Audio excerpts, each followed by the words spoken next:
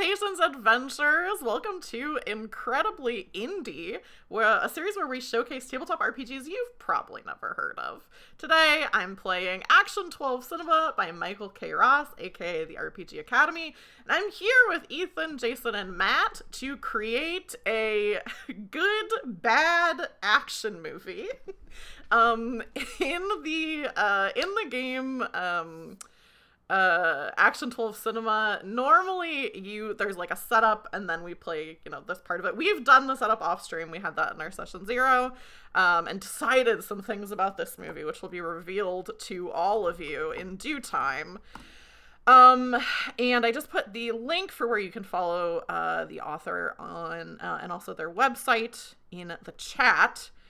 This did just successfully fund on Kickstarter a little while ago, so I don't think there's a place that you can buy the game now, but if you follow Michael K. Ross, I'm sure that will be available soon if you missed out on the Kickstarter. If you're new here, my name is Taylor. I use she, her pronouns, and I'm usually the person who's producing streams here, often GMing, although today we are playing a GMless game, so it just means I'll be a little bossy for no reason. And that's what I'm good at. And I'm gonna throw it over to my players to introduce themselves, and we'll start with Ethan. Hi, I'm Ethan. I go by he, him pronouns, and I love playing TTRPGs and playing them with friends, which I'm doing right now. You can find me at Ethan J. Michael on Twitter, and that's about it. I'm excited to play a game.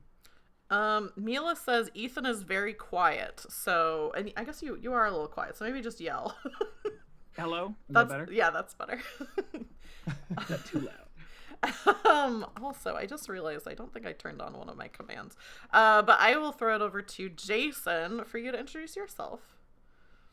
Hello, I'm Jason. I've been playing TTRPGs with Taylor for like 2 years now, and it's always super duper fun. And this one sounds awesome, so I'm really looking forward to it. I've played with Ethan a bunch of times, and this is my first time playing with Matt, so yeah. Excited. Yeah, this is, I'm very excited for this group. The last of whom, the aforementioned Matt, do you want to introduce yourself to everybody? Yes, of course. My name is Matt. I'm super pumped. Oh my gosh. Last time I played with Taylor, it was such a blast, so I jumped at the chance, and now I'm here. We're gonna rock. We're gonna rock and roll. I'm very excited. Like I said, we already did some of the work to create what our game is going to be today. Sorry, I'm looking over to the side because I'm trying to turn on. I forgot to turn on one of my commands, so I'm just kind of doing two things at once. But the game we're playing today, it's called Action 12 Cinema, and that is, basically what we're doing. It's a game that uses just D12s as dice, which the game refers to as the best dice. And I would say D12s are good, and they're very underutilized. True. So I guess I agree with that.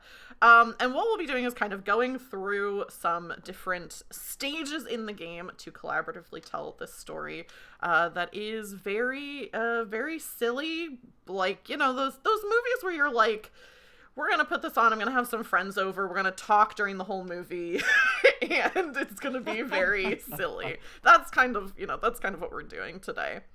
Also, I want to mention that the art that you can see on stream right now that is cycling through, that is art of our characters that we'll be playing, and it's done by Ethan.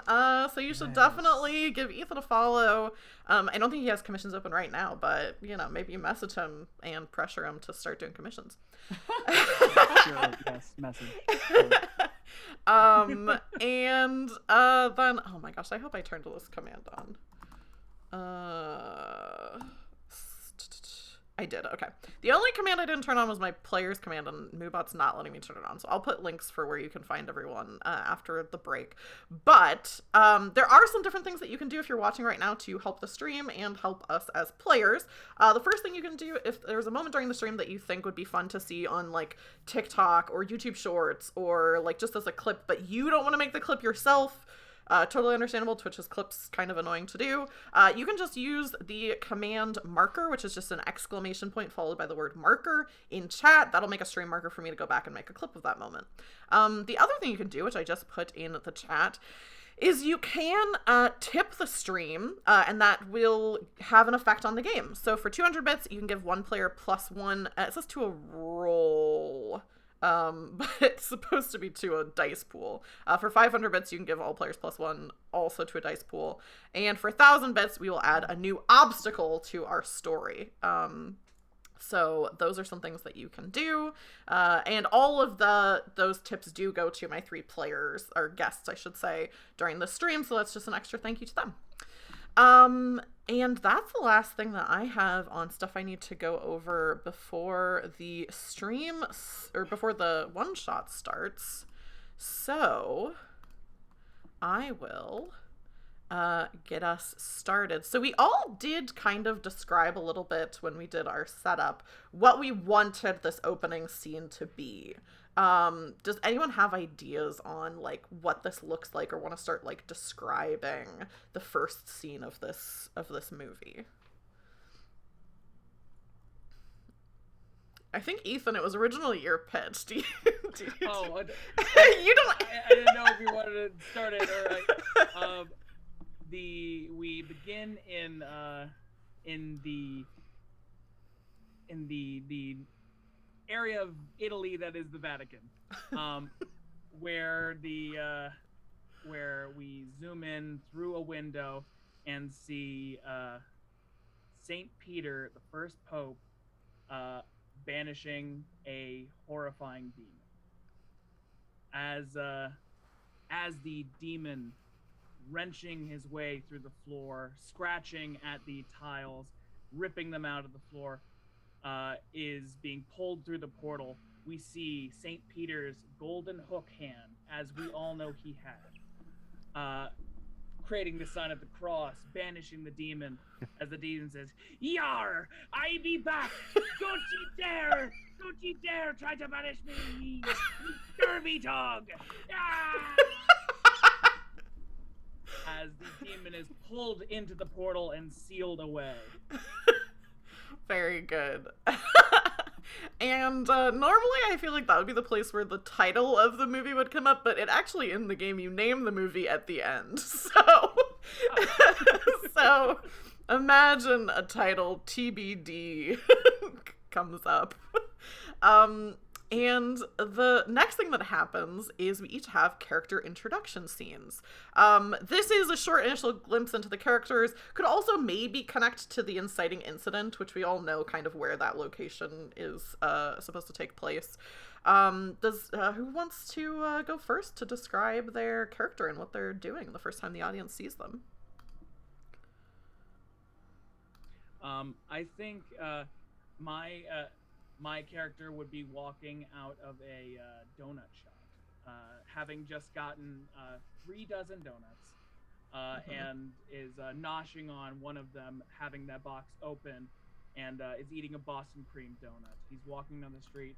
He is a 6'4", big, bald, bearded, muscular, hairy Goliath of a man, and he walks down the street, sees a cat, sort of anemic looking, and takes a donut out of the box and reaches down and hands the cat a donut. The cat can barely pull the donut away to eat it in a different alleyway. Mm-hmm. As Alexei Ivanov, my character, brings a box of donuts home. His home is somewhat sparse and not very well furnished, but it serves him just fine. And he eats his donuts and watches his favorite TV show, and just has a fun night and lifts some weights. Very good. I love a good save the cat scene. Also, weirdly, I had a Boston cream donut today, so it's weird. Whoa. It's the first one I've had in a million years.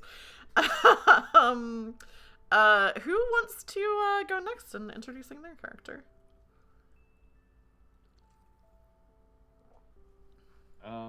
Well, I'd say that Daniel, by sharp contrast, stands 5'3". Daniel Wong, not muscular at all. In fact, I mean, I'd imagine that like Alexi might have lent him like some training weights, and Daniel hasn't even opened the box because he can't. So at the moment, He'll just stay there. yeah, It's fine. the box is just on his porch. He hasn't been able to move it anywhere. He's I just love like that so much. there. It's like it's rain has fallen on it. It's just been chilling there. Eventually it'll open up, just due to weather damage. But The wind will blow it into your Weather house.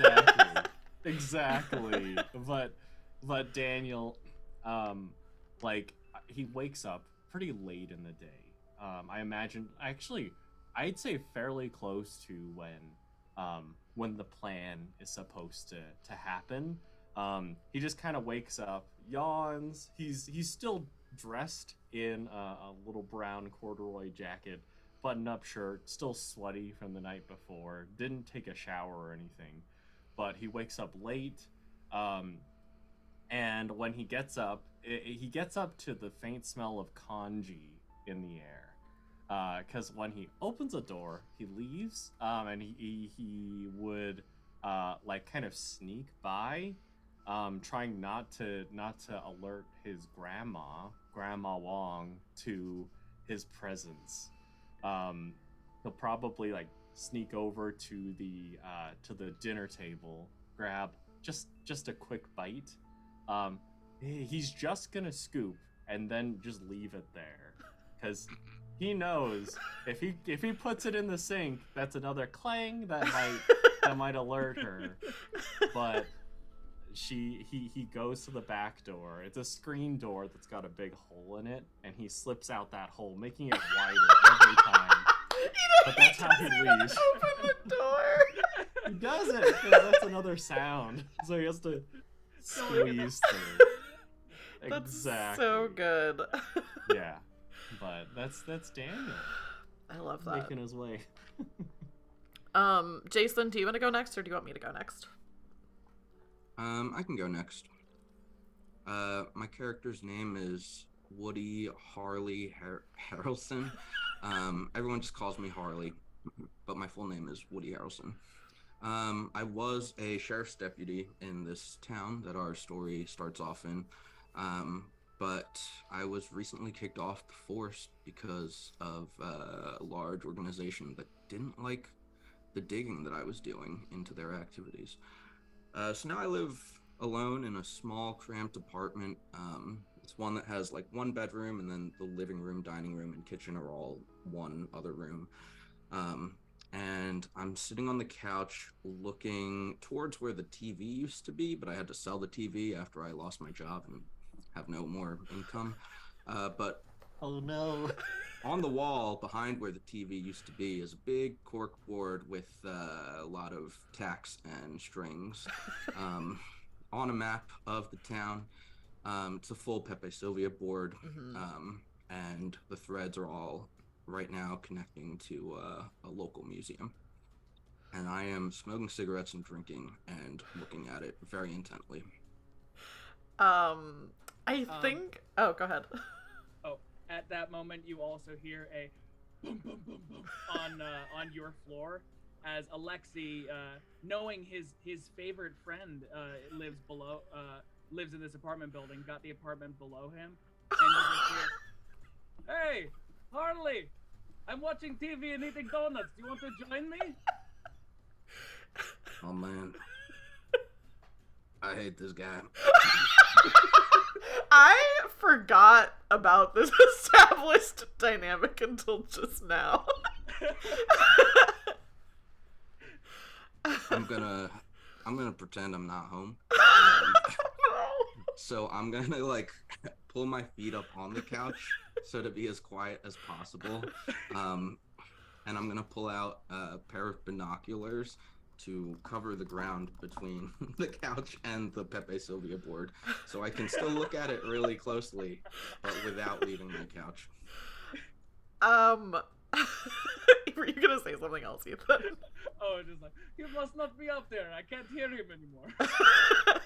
I think I like the idea that like we see kind of like the perspective of the picture of the museum through the binoculars, and then when it zooms back out, it's that same picture, but it's on a desk. And we see the person sitting at the desk is this woman who's probably in her like early 40s, I think.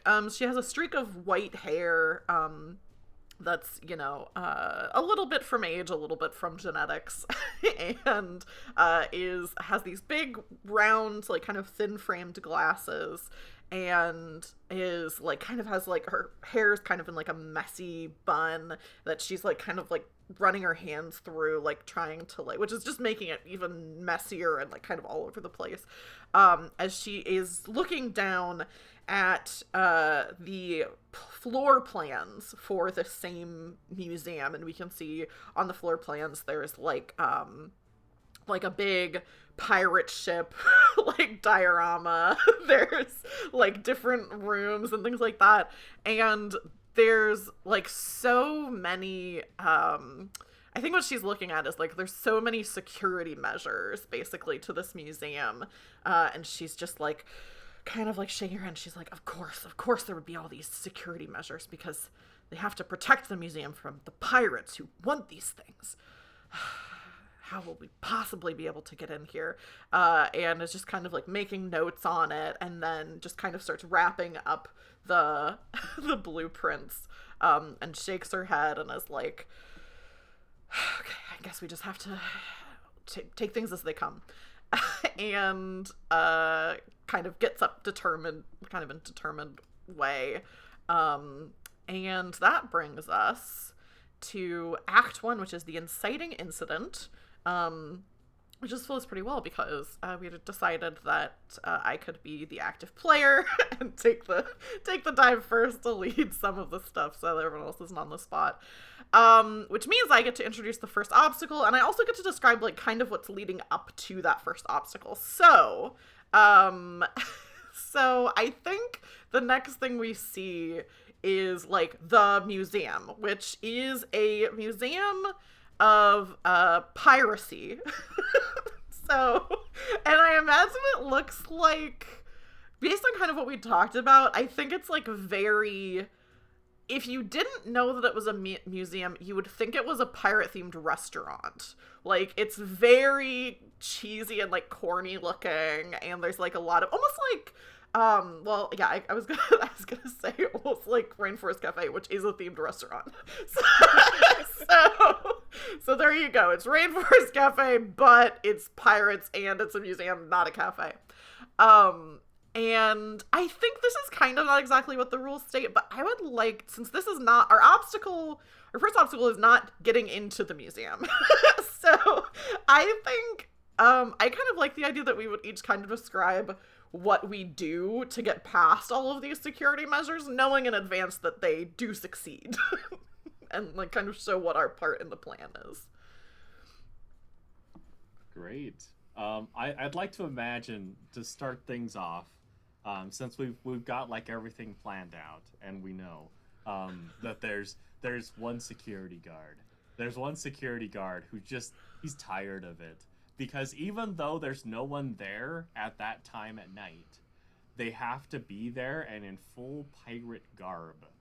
And they're not about it, because they have to have the eye patch, they have like the wooden leg thing, they wear all of it, and it's just a pain, but it's policy. But Daniel is just like, all right, so I'm gonna go up front and pretend to be a customer who's just, just trying to trying to like be a nuisance, so that y'all will be able to get in from a side entrance, because this one guy, he's already moving slow, but I'm gonna get him up front, and I'm just gonna be distracted. And I imagine like this cuts immediately to the moment where Daniel strides up to the front and is just like banging on the door, just like, "Hey, are you guys open? I heard you guys were open. You guys got like 4 stars on Yelp. I wanted to check it out." Okay. Yo ho ho. We be closed at the moment, so Oh my gosh! if these scurvy dogs could get You going. are wearing the outfit. Holy crap! Yeah, we have to. Oh great! Well then you could show me just like a little bit, right? I could slide you a couple dollars. You know, maybe. I really can't. I really shouldn't. Sorry. I can't help ye scurvy dog. Ye scallywag. Oh no! But wait, is that a real like wooden leg? Is that? Oh my gosh! It's so. Can I selfie with you? I've got a Kodak one-use camera. A one-use camera.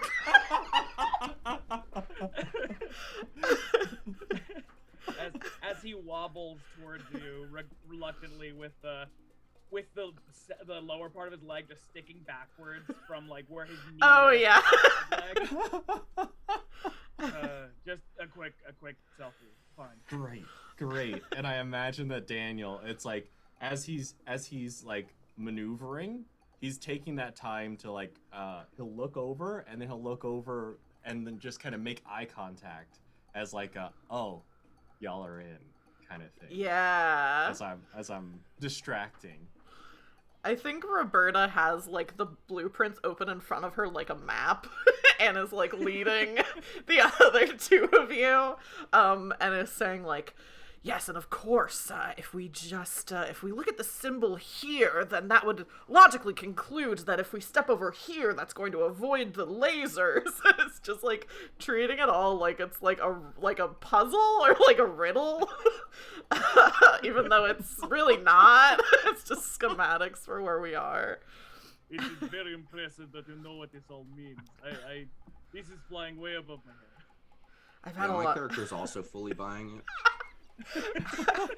I've studied pirate lore for many years, so I understand that, for example, if you see an X somewhere, that does mean that it marks the spot, which is... Really? Wow. Just keep that in mind. Oh, I think I found one, and it's a railroad crossing sign. I think is this where the spot is?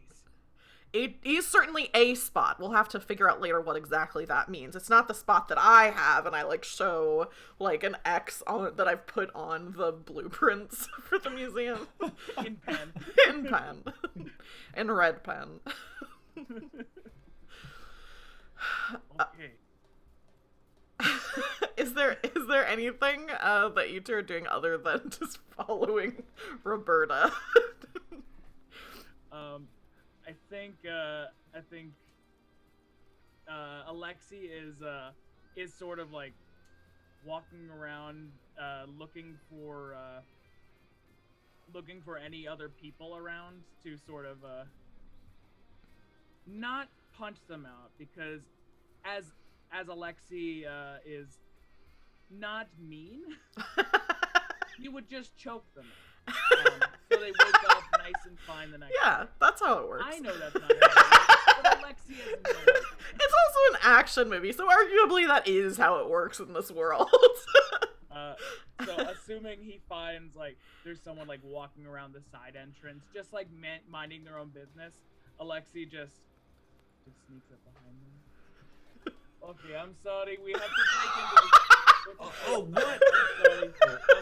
I'm sorry. When you wake up, you will have good dreams, I promise. And like just sort of like puts him behind a dumpster, but like maybe put some like trash on top of him to like tuck him in. Yeah. Man, these Russians, they got the violence in their blood. No. What was that, Harry? Sorry, I was just looking at the blueprint. There's lots of X's. There are a lot of X's. I look around, I see an X in an exit sign. I shoot it. Good. Good. I think Roberta's gotten a little bit ahead and has made it to the thing that we're here for, I think, like, and kind of, like, goes up to it. And in this, like, display case is this treasure map, that is, like, kind of, like, the center of the room is like this treasure map for a treasure that has never supposedly been found. That is what we're here for. And I think Roberta very carefully like lifts up the glass and sets it to the side, which is like, why? That's wild that you can just do that, but just lifts it up and sets it to the side, and then picks up the map and has just a second to look at it before the alarms start going off. And I think dropping down from the ceiling with like a doof, doof, doof, like all around in this room are pirate animatronics that are part of the security system. And that takes us to our first obstacle, which is a fight. We decided we wanted to start with a fight scene. I will get to roll first for the fight, and then other people get a turn to be the acting player, which means you get to do kind of what I just did. Set up anything that your character is doing, you know, how that goes. Since I've been talking for like a million years, I will go ahead and put together my dice pool. You automatically always start with 1d12 in your dice pool. And I think I'm immediately going to use a trope, which is he's right behind me, isn't he? and I think Roberta is just like looking at this thing and is like, maybe says something like it's shocking that with all of this security that they don't put any meaningful countermeasures in this final room. And then like we see yeah. And of course Roberta says, oh, they're right behind me, aren't they? So I'll add that. And then I think for the fight, I think it really only makes sense for me to start off, I think to use strength, which I have a 0 in, but I am kind of caught off guard. So right now my dice pool is 2. And I think I'll leverage my relationship with Daniel, who is also here, and just kind of like look over at you and say, you've got my back, right? I'm not the only one. And I will turn around and try to punch this animatronic. I think I've kind of done most of what I can do. I don't think either of my skills fit here, which are decoding and history. I don't think either of those really fit. You know what, maybe instead of using brawn, I think I'll use moxie. I think this kind of fits as moxie, so that'll get me up to a 4. I think just punching an animatronic has a good amount of moxie. Alright, so I got 2... Oh, I think I got 3 blanks, so I think that's only 1 success. Let me just check. Yeah, 2 to 7 is blank. So no successes or failures. So just 1 success with a 10. So basically the way that we narrate our successes is if it's not the final success that like ends the obstacle, you kind of get to decide like how incrementally, like if you get 5 successes, maybe you do something pretty significant to help the fight. With just 1 success and it just being a punch, I think the main thing that it does is there's just like a dong sound that maybe even like everyone kind of is aware of like what's going on. even Daniel being like somewhere else that I've just kind of yelled to and you're talking to a security guard. So I'll mark off 1 towards our successes. We need to get 11 more. But that's my turn for first as active player. Does anyone want to go next? I can have Alexi go next as Alexei sees the animatronic pirates come down like, yo ho ho, security system activated. I think Alexei is just going to try to fight them for real with his brawn, which he has +2 in, and he's also going to use his heroic trait, which I have labeled as himbo, which will be he'll be doing it in a very nice way, destroying these very nice robots. As 4, and that's a 12. So I've got 2 successes there, and then an 8 and a 9. So that's 4 successes. Nice. As Alexei walks up to the robot, about to slash him with a sword, grabs the arm of the robot and says, "I'm sorry, we need to be taking this map. We'll put it back, maybe," and rips the robot out of the ground and tosses it at another one. Sick. That's very good. Ethan, sorry, I realized that I had my desktop audio was turned down, so everyone except for me was quieter than they should be. So I just fixed that. But so I missed. Did you say you got any 12s? I got 1 12. Okay, so with 12s, you can, first of all, they're worth 2 successes, which I think you already said. The other thing is you can choose if you would like, 12s can explode. So you can roll the 12 again, and if it's a success, or you don't have to do it, but if it's a success, then you can count that added to your successes. The danger is that it could be a 1, which would be a setback. The other thing you can do is if you get 2 12s, you can use that for healing. That doesn't really apply right now. If you don't want to either have the 12 explode or use it for healing, you can bank it and use it later as essentially the like help action in this game, the heroic high five.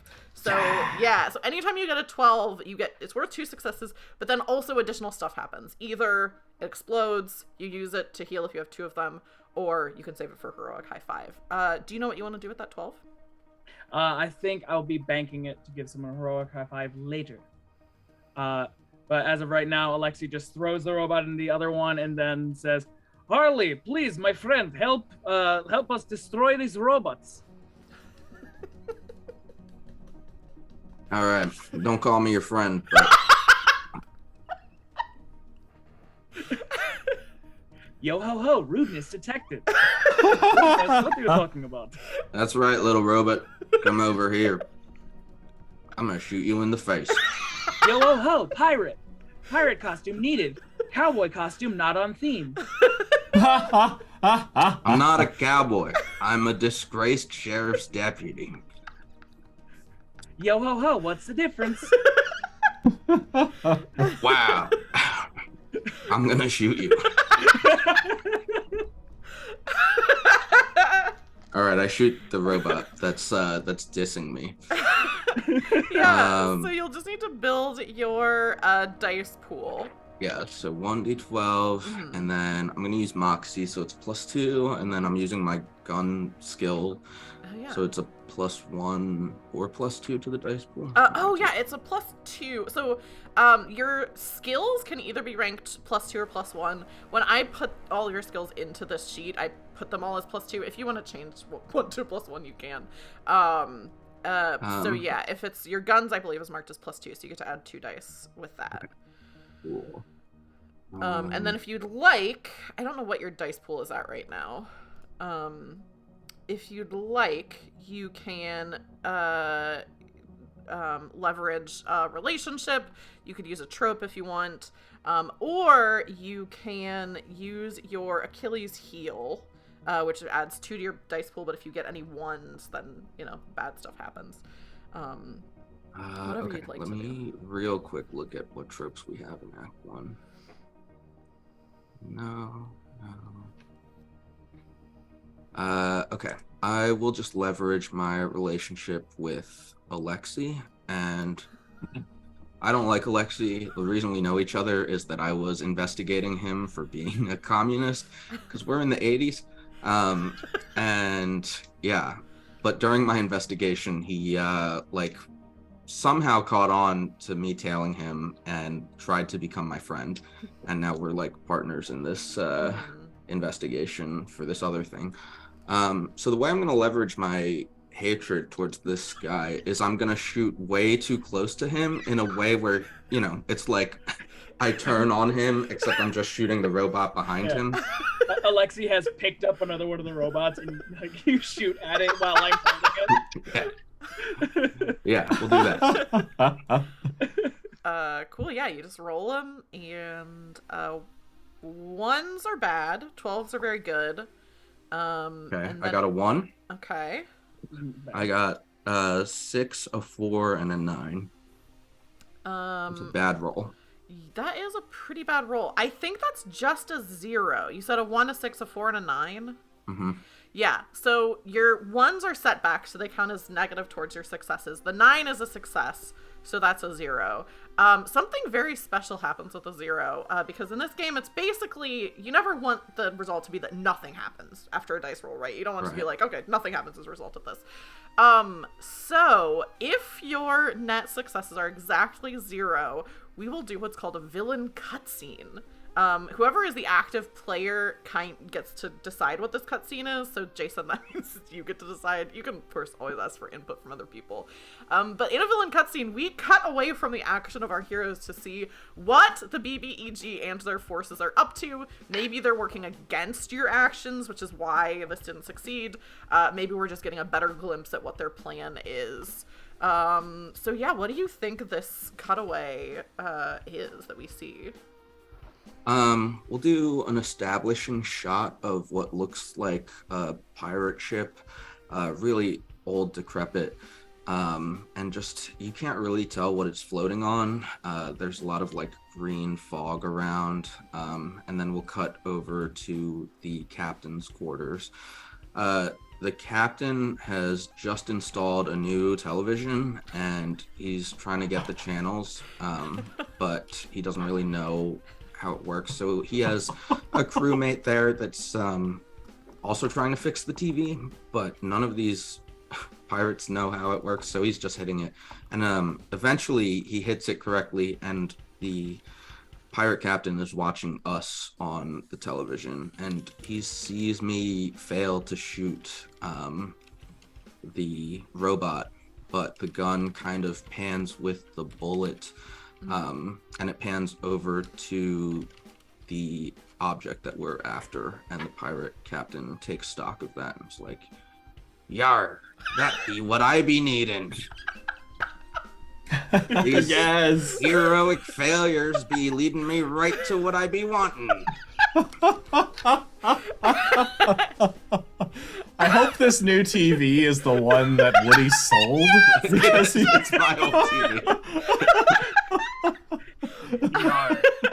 Captain, this TV be full of cigarettes. Old discarded cigarettes. I don't know where these came from. Captain, are you sure you want to keep this TV? It has a real sad aura to it. It just seems very depressing. It was only $5, so we could do what we want. Good. Yeah, and I think also, Jason, you already kind of described like that your shot doesn't really do anything. Do you have any other like closing, like, you know, description of what happens with Harley before? I think just Daniel hasn't been the active player yet. Apologies, friends. I'm a little rusty with this since I got kicked off the force. I don't deserve this hat anymore. When Oh, oh no. Harley, you deserve the channel all the time. I was shaking the robot too hard. Oh, that hat was so hot. I just want to throw in that when you say rusty, all of the animatronics turn and look at you with a little bit of fear in their eyes, as rust is, of course, the robot's greatest fear and weakness. You figured it out, Harley. They do not like oxidization. But yeah, that means that Matt, now you are the active player and can describe Great. what Daniel's doing. So, first off, I'd like to imagine that like after having caused a bit of a distraction, taking some Kodak selfies, like Daniel would have gone back through the back to where y'all were able to bust in. And then it's like he just kind of steps over like 12 unconscious people that Alexi has choked out. All right. I know his MO. So many people going into this alleyway. Right. Yeah. And then I get in, and it's like we're able to have that moment of like, oh no, the animatronics. But then I'm like, wait a second. You know, maybe we can get some help here. And so Daniel is gonna like just dash back over to where where he suspects that guard is, or he'll probably hear him. Yeah. Just the wood leg on the floor, just echoing. But he's like, hey, there's people that were still in the museum. I thought you said it was closed. But anyway, they're being attacked. They're being attacked by robots. How do we take care of the robots?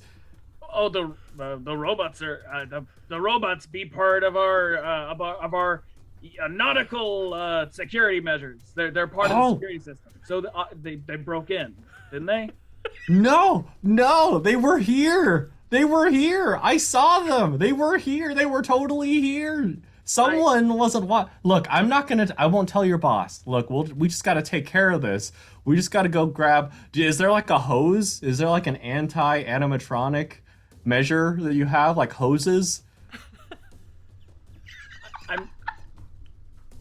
Why would a hose? They're to rust. We gotta rust them.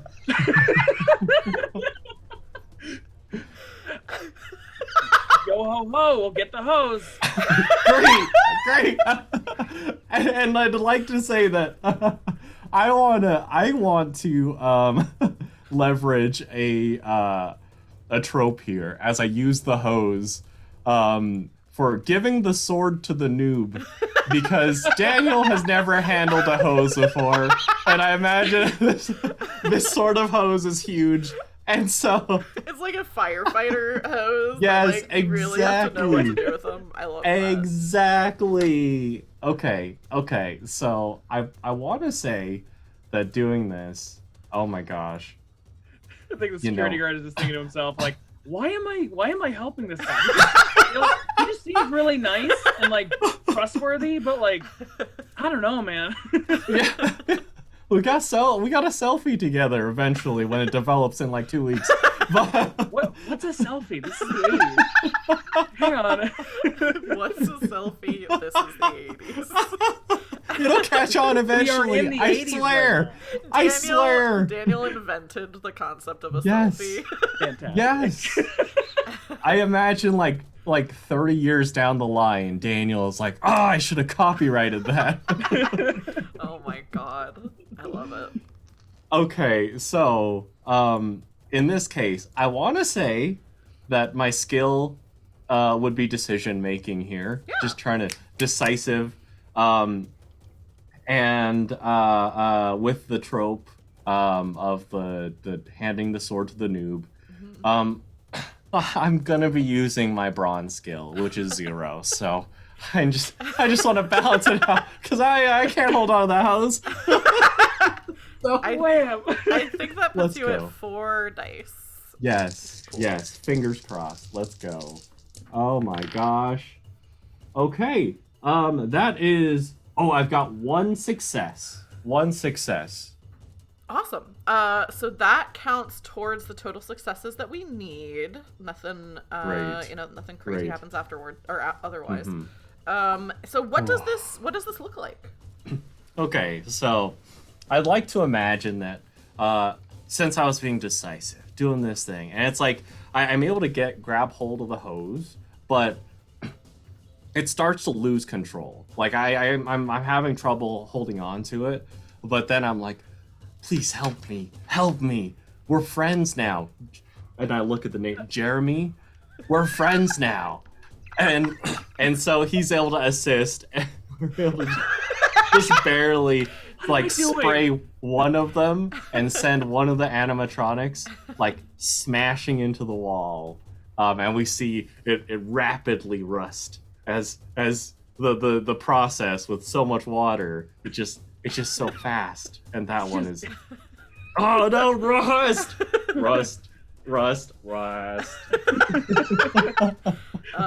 Despite being pirates, we don't worry.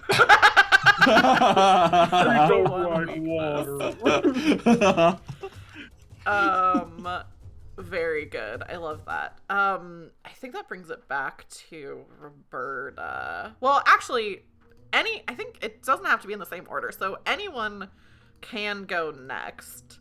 I think I have an idea of what Roberta would do, but if somebody else wants to take active next, you can. I have an idea too. Yeah, go for it. And also, I failed the hardest, so I want to. Yeah. Yeah, that's fair. Bring it back. Once I figure out that rust is what we need, I'm just gonna aim for the sprinkler system and shoot that. Harley's not like a smart man, so he's just pointing at the ceiling where he sees a sprinkler and he's gonna shoot it. Or he'll leverage his relationship with Daniel and be like, Daniel, you're good with these water contraptions.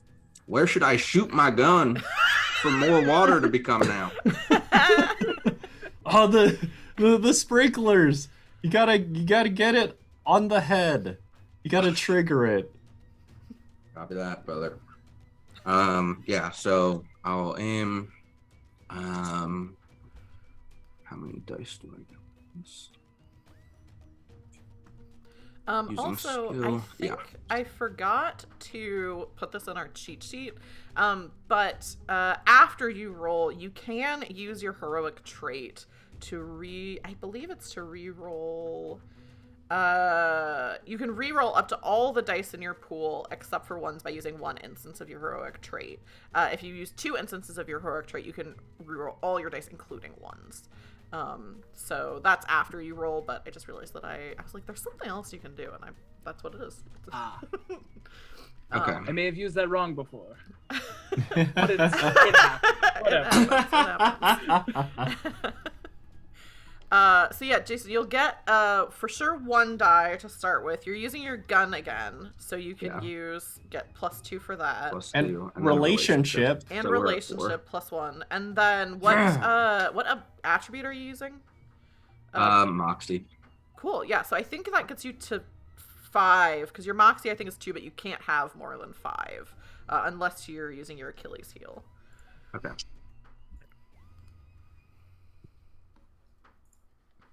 Oh, I got a 1 again. So that's good. No. Oh Good no! thing you didn't use your Achilles heel. Right. I don't know where that die went. That's okay. Okay. I got a 1, 2 2s, a 10, and a 12. Nice. So the 2s don't count for anything, and the 10 is canceled out by the setback.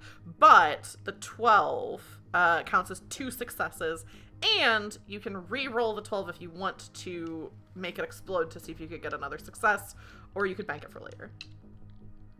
What happens if it explodes poorly? Or how does it explode The poorly? worst thing that could happen is if it explodes, if you roll it again and it's another 1, you still would have a success. It would just only be 1 success. That's like the 1 in 12 chance. There's a higher chance that it would be a blank, which doesn't do anything, or another success. I'll have it explode now. That's an 8. Nice. So that's 3 successes then. Woo! Yeah, so I shoot the sprinkler head and a bunch of sprinklers go off and start rusting these animatronics. All right. So that's 1, 2, 3. I think we only need 3 more successes to overcome this first obstacle. Nice. I do I have kind of an idea of what I could do next, but also Ethan or Matt, if either of you want to go next, you can. I think at a certain point, Alexi sort of catches on to the shooting the sprinkler system, and Alexi's just like, "Oh, good idea, more water." And he jumps up, puts his hands into the ceiling, and just starts pulling at the pipes in the ceiling, just like yanking them down. And let's see if this works. That's an 8 and a 10. 2 successes. 2 successes. So he is able to yank enough and pull the pipe out of the ceiling. The sprinklers are still going, but then there's just one big torrent of water coming out of the ceiling, just drenching the floor, drenching the robots. I think when Alexi does that, the main torrent also really hits Harley. So he hates you even more, and Harley's like, man, I wish I really had a hat right now. I really wish I had a hat. Your hat is like Harley. blown by water into like another room of the museum. Oh, God.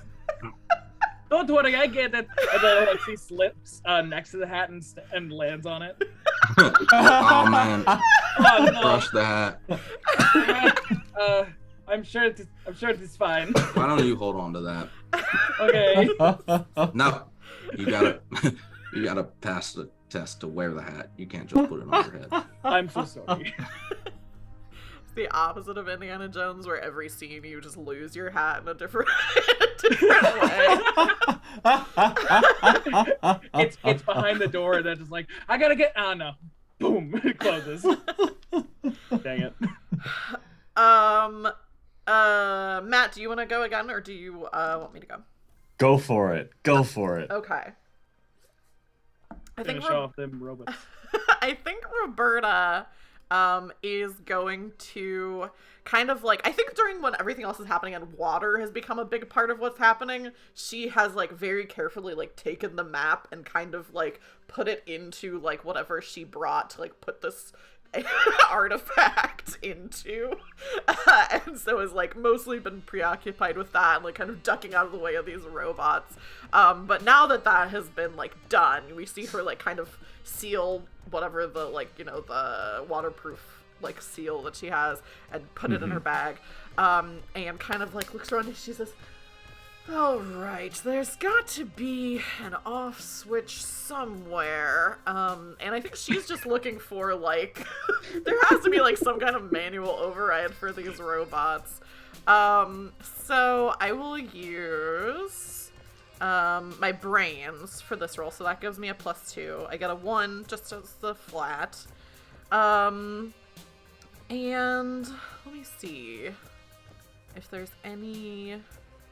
No, I don't think either of my skills of decoding and history, I don't think particularly fit here. This could really backfire, but I'm gonna use my Achilles heel, I think, which is I'm the smartest person in the room. So I think she's kind of like, everyone's fighting, but like we could have just like done this. we could have just done, like, we could have just looked for the off We must switch. rush the robot. Yeah. So that means I get to add 2 more d12s to my dice pool. But if I roll any 1s on the roll, I can't reroll them using heroic traits, and all the ones count as 2 setbacks. That being said, I only need 1 success. Yeah. So, and I think that's what I'll do. You know what? I think I'm gonna also, to get me to 1, 2, 3, 4, 5. I can get to 6 if I leverage my relationship with my wife, which I think is just going to be like, I have a memory of like us both poured over like a programming manual or something together back in like the happier days of our relationship. And like and it's like, it's the classic like happy marriage flashback where like the lighting is like way different and brighter, and like we're both like kind of like looking at this book together. Also, I guess I should describe my wife, who I keep wanting to say ex-wife, but we're not technically divorced yet, which is what Roberta keeps telling herself. Oh no! Ouch! Still married. We're still married. We're still married. But Cecily Dern is a like like a blonde woman with like soft brown eyes. She's like pretty pale complexion, and she wears like a lot of like long skirts and like flowy tops. And I think in this flashback looks very like happy with Roberta. They're looking at each other very lovingly. You know, maybe that's not how it is right now, but Mila, are you under some weirdly bright sheets, which is callback to the D&D movie. Okay. Oh, okay. I did get 1-1, which is not great. But okay, that's 1 success, 2 successes. I think, oh no, shoot, that's a complete 0 right now. So I will use my heroic trait to try to I got 3 blanks. I just need one of these to succeed. As I am insightful, which I feel like that heroic strength fits this situation. I'm desperately looking around for an off switch for these robots.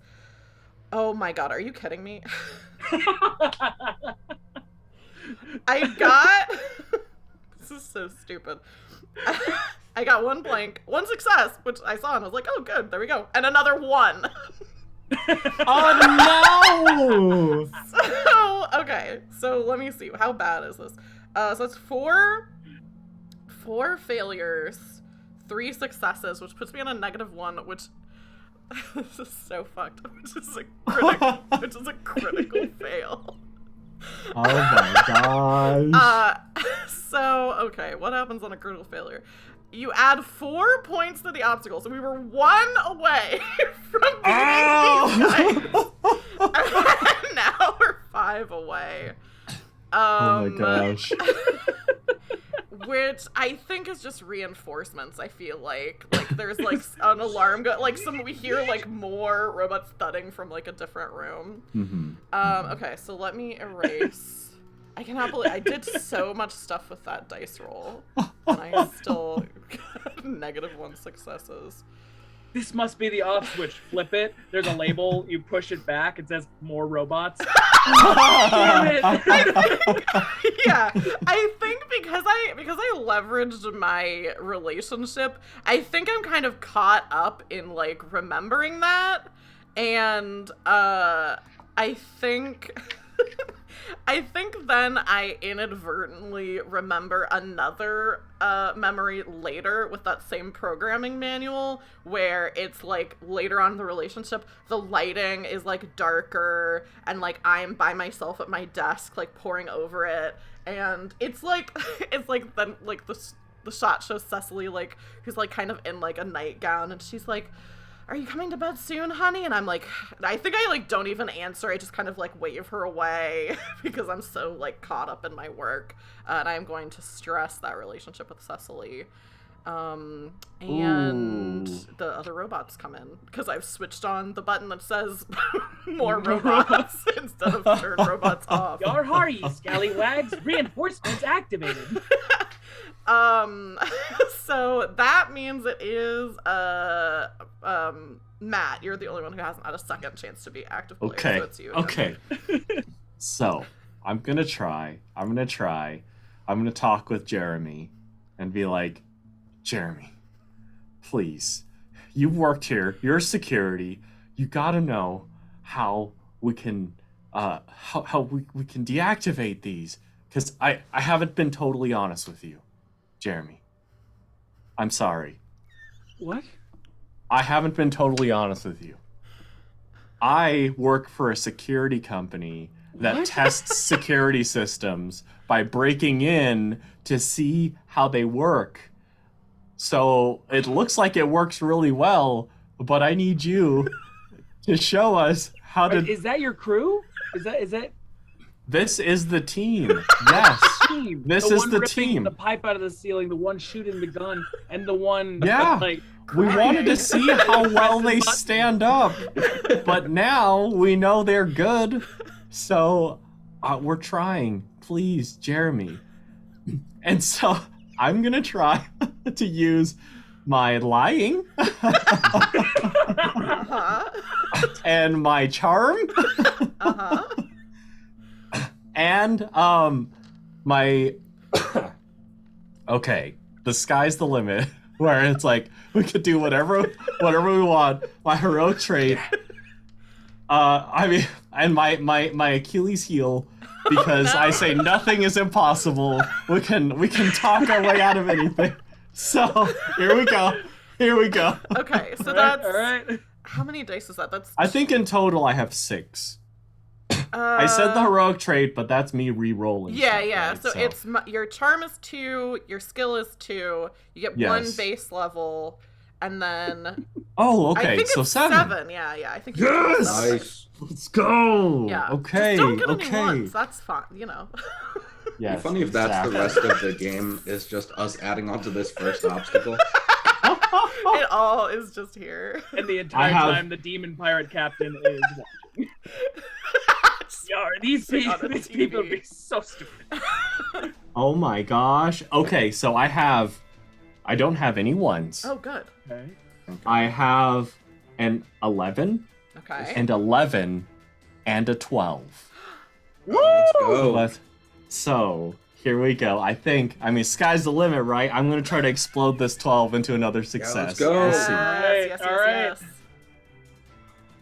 Not another success, but not a 1 either. Thank goodness. If you want, so we're one success away. Oh. You can let it let it be there. But if you want to use your heroic trait, you can re-roll any dice that are not that you want, basically. Go.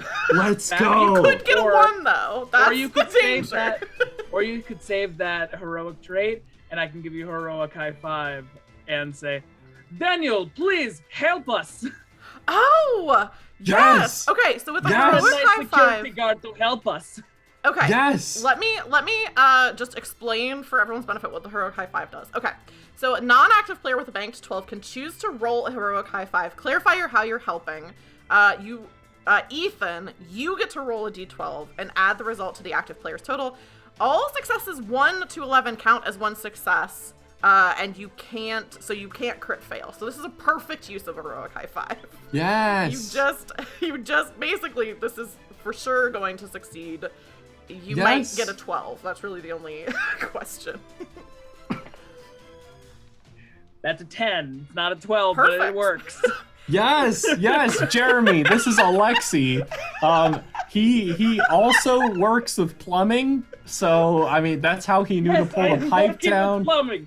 Yes, he needed to check that too. So just saying. So I think the two of you, Matt, as the active player, you definitely get more leeway with what this final success looks like what it looks like to beat this obstacle. But I think since Ethan used a heroic high 5, if you have stuff that you want to join in of how Alexi is helping, feel free. I think as Alexi finally rips the pipe out of the ceiling, he just sort of holds it as adorably as he can, just says, "Please, Jeremy, I am begging you. Help us defeat the robots. We can do it ourselves, but it would take a while." It would take a Yes. while. Yes, and you don't want to charge the company more money. They pay us by the minute. So every minute it's just more money. I'm just How much do saying. they pay you every minute? $15 a minute.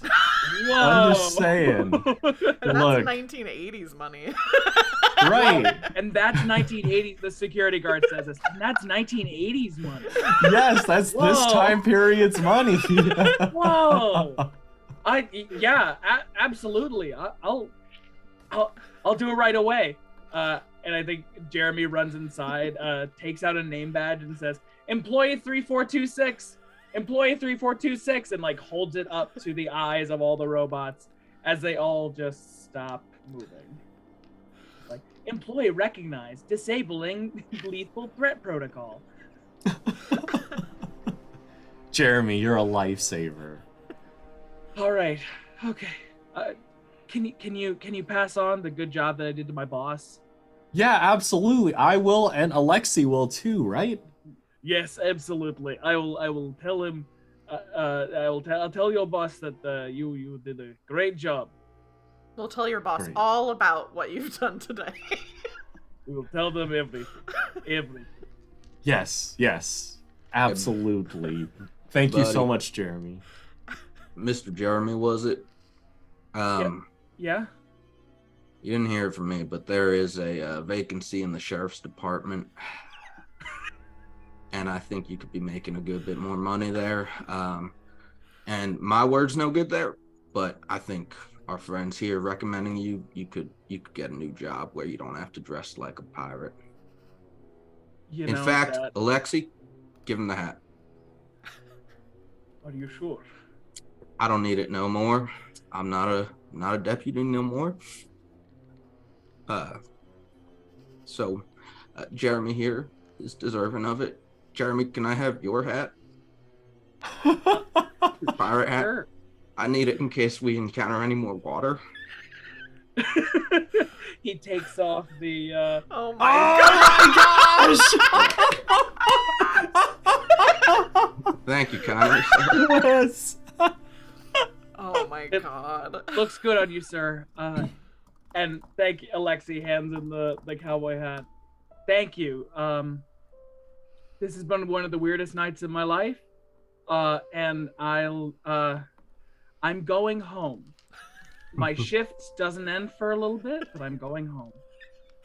There's just water still pouring into the museum. Just thinking to him, Jeremy just thinking to himself, I'm either getting fired or promoted. Either one's fine. At this point, and he walks away. Whatever's gonna happen happens. There goes the bravest man I've ever seen. Ethan, when you knew you were gonna play a GMless game, did you think it was gonna be your character interacting with your other character? I didn't plan on that. I thought it would stay outside. And also, I totally started with a different voice. Mila in chat just said, "There goes my hero," which is perfect. Also, that is a perfect. I don't think this makes sense to do now, but I do want to say, kind of like as we'll go, I'll mention like other like gameplay mechanics and stuff we can use.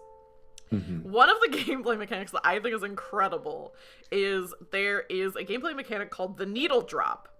Each player, once per game, can drop the perfect song to be playing over the action. If the group agrees that that's like a good song, the active player can change a result of 1 and turn it into a blank. If anyone sings the song, the active player can change a 1 to an 8, which is a success. So this is something to think of later. Obviously doesn't fit right now, even though that is a perfect song to be playing. So yeah, you know, in the future, if I leverage all my stuff and then just like get a bunch of crit fails, if I can think of a song that's good for that moment. But that is that obstacle defeated, which means we move to a kind of in between each act, there are response/reset scenes. This is like kind of the connective tissue of the story. So it can be our characters preparing to do something else, whatever the next action is. Also during response or reset scenes, if you have, every player gets a chance to heal. So if you have like broken or stressed attributes, you can do that. And then also, response and reset scenes are a good time to, like, if you want to add a relationship, like if something new came up during the first act that you wanted to be like, oh yeah, that's like a person. Jeremy. Yeah. I do love that. Jeremy, newly working at the sheriff's department. Yes, my parking tickets. You still have that in. All right, I'm gonna put Jeremy in our extras, and then yeah, I think definitely Daniel, if you want to add Jeremy as a relationship that you can leverage. Hell yeah. That makes sense. So I think I don't immediately have anything in mind for like for one of these like short scenes, the reset scenes. Does anyone have like an idea of like something that could be happening either with your character or something that we would all be doing to like prepare to move to the next act? I think we zoom across town towards a warehouse which we have rented out from a local company just to have like mood lighting for our our plan preparation. as we have the treasure map laid out on the table, and as we're all reading it, Alexi is pacing in the background because he has no idea what the map says. So he's not even gonna try. He's just gonna be there for moral support. Have we figured out what it says yet, or are we? I'm not rushing you. I'm just saying. I'm not Russian. I'm not Russian. I'm not rushing you. I'm just curious if we've figured it out yet. What is our next step? I think like Roberta is like in like I feel like we see like Alexi like talking and saying this stuff, and the camera kind of like goes over like through a wall basically, or like a doorway, like a closed door, where Roberta has like locked herself in like a separate room with the map, and is just like crying because she still is thinking about her wife. Oh no. But I think I will count this as healing the stressed relationship, because Roberta that really like made her remember more like what she valued so much in the relationship. So even though she's not getting any closer to, you know, reconnecting with her wife, I will take the stress off of that as part of my healing. So Roberta's not saying anything as Alexi's just yelling through the door, but is just looking down at the map, and like a tear falls onto the map. Hey, Roberta, what are you? Do you have a cold, or you're sniffling? Do you have a cold? Are you okay? I'm trying to think of what the funniest thing for her to respond would be to that. I think she says, "I'm not crying, it's just the water from the museum is still on my face." Oh, I dried off hours ago. I'm good. Okay, if you need a towel, just let me know. I can find one. I could use a towel. Okay, and he runs out the door. And he goes looking for a towel. What are Daniel and Harley up to? I imagine Daniel does have a moment where, like, he's chilling a little bit. He's thinking, okay, Roberta's got the map covered, so I'm gonna rent a few tapes. We can watch something in this warehouse. He's brought like just a very small set, the one that his grandma would be using, and she won't miss it. It'll be fine.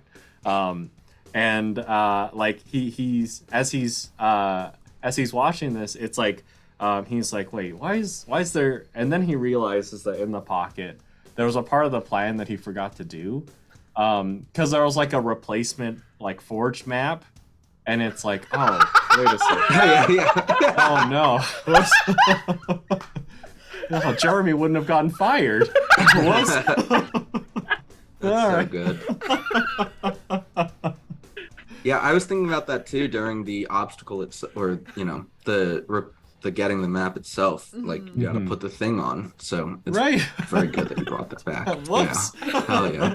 We immediately got robot pirates. So it's just like rest of plan gone.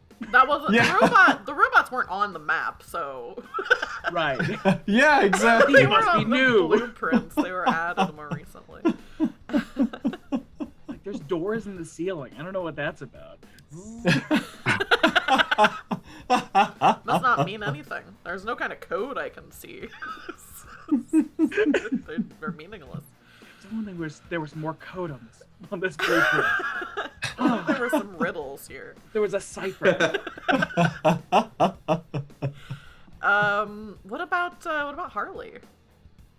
Harley did take the map to Kinko's before we got to the warehouse to get some copies printed.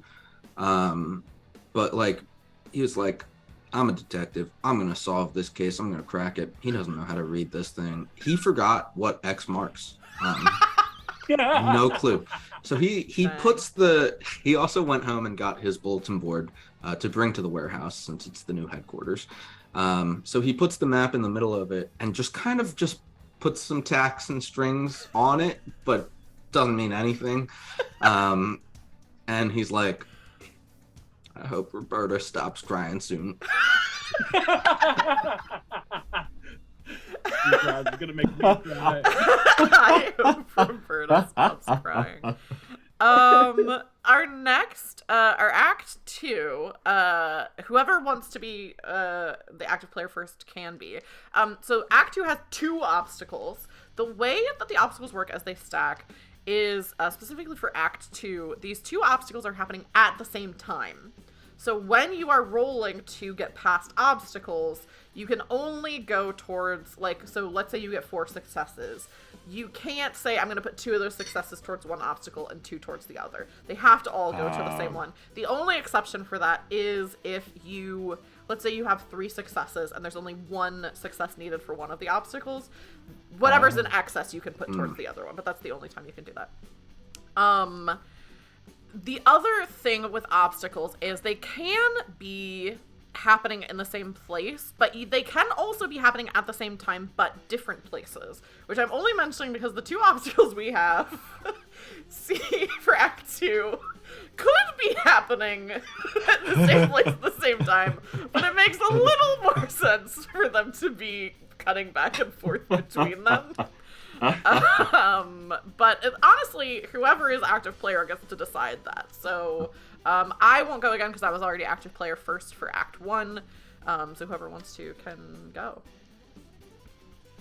I think the as the map is being deciphered by Roberta, she realizes that the map requires another artifact. Of course, classic. You gotta combine the artifacts in order to find the thing. And the artifact that is missing is Blackbeard's compass.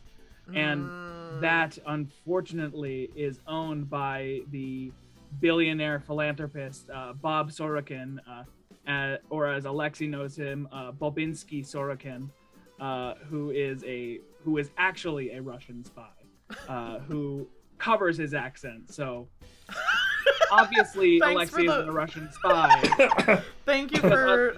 He'd be a bad spy.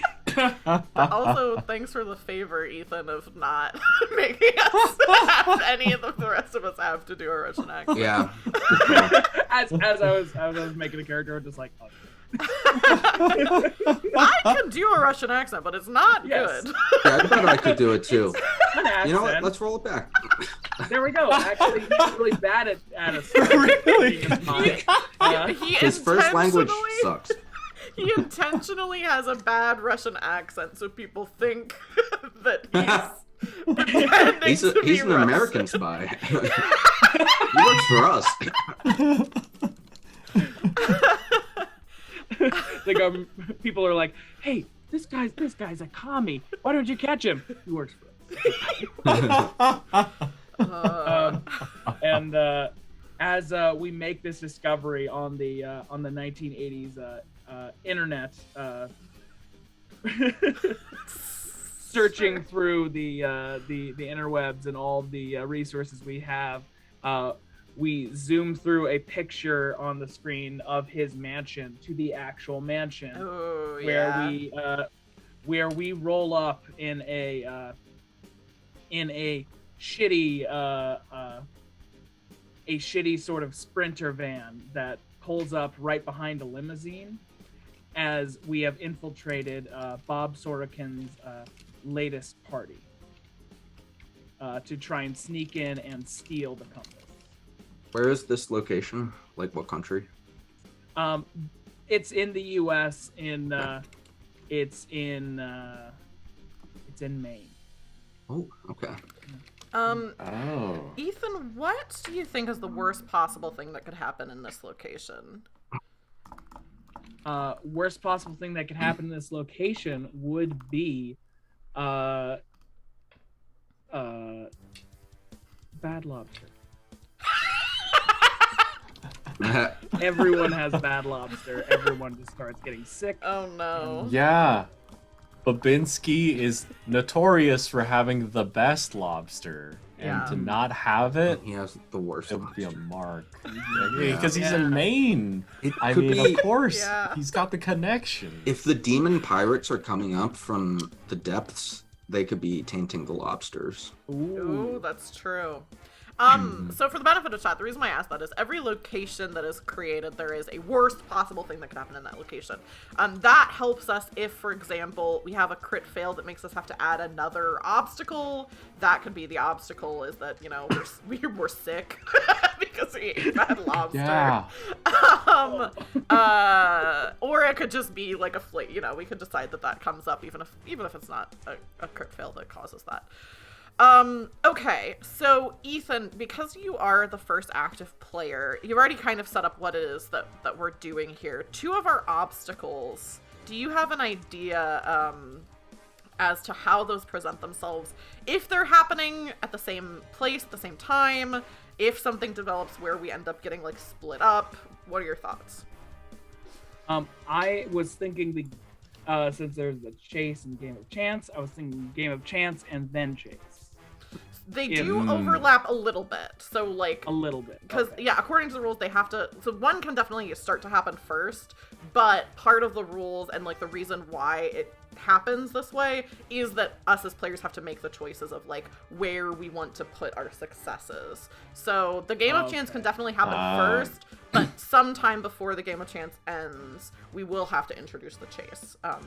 But the game of chance can definitely be first. Right. But anyway, continue with your setup, Ethan. As we all exit the sprinter van, as it puffs smoke out of the engine, as the valet drives it away, we are all in our nicest evening attire. Alexi is wearing a sort of velvet red like dinner coat with a black lapel, a black shirt, and a bright white bow tie, along with sort of black boots that go up to around mid shin. What is everybody else? Oh, and he's also wearing a monocle, even though. What is everybody else wearing?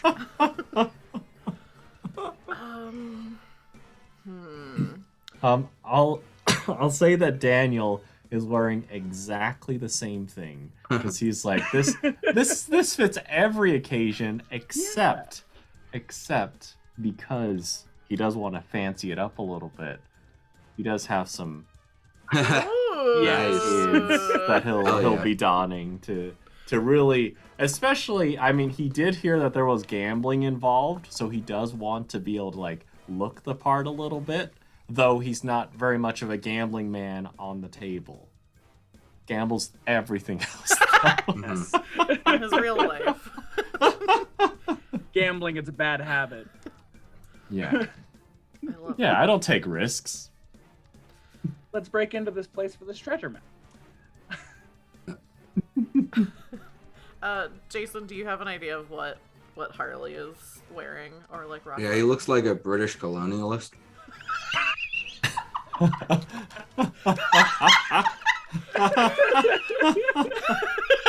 Man, I've never been outside Georgia.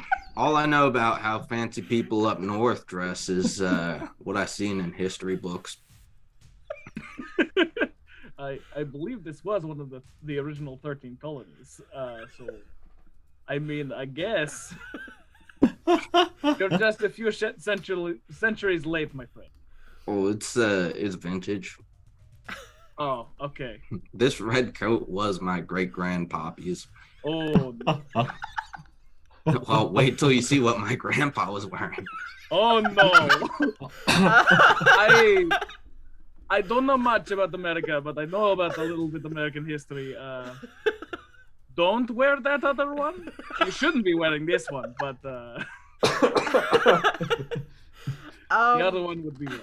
Ethan, this is a little bit at your discretion since you're kind of the active player right now.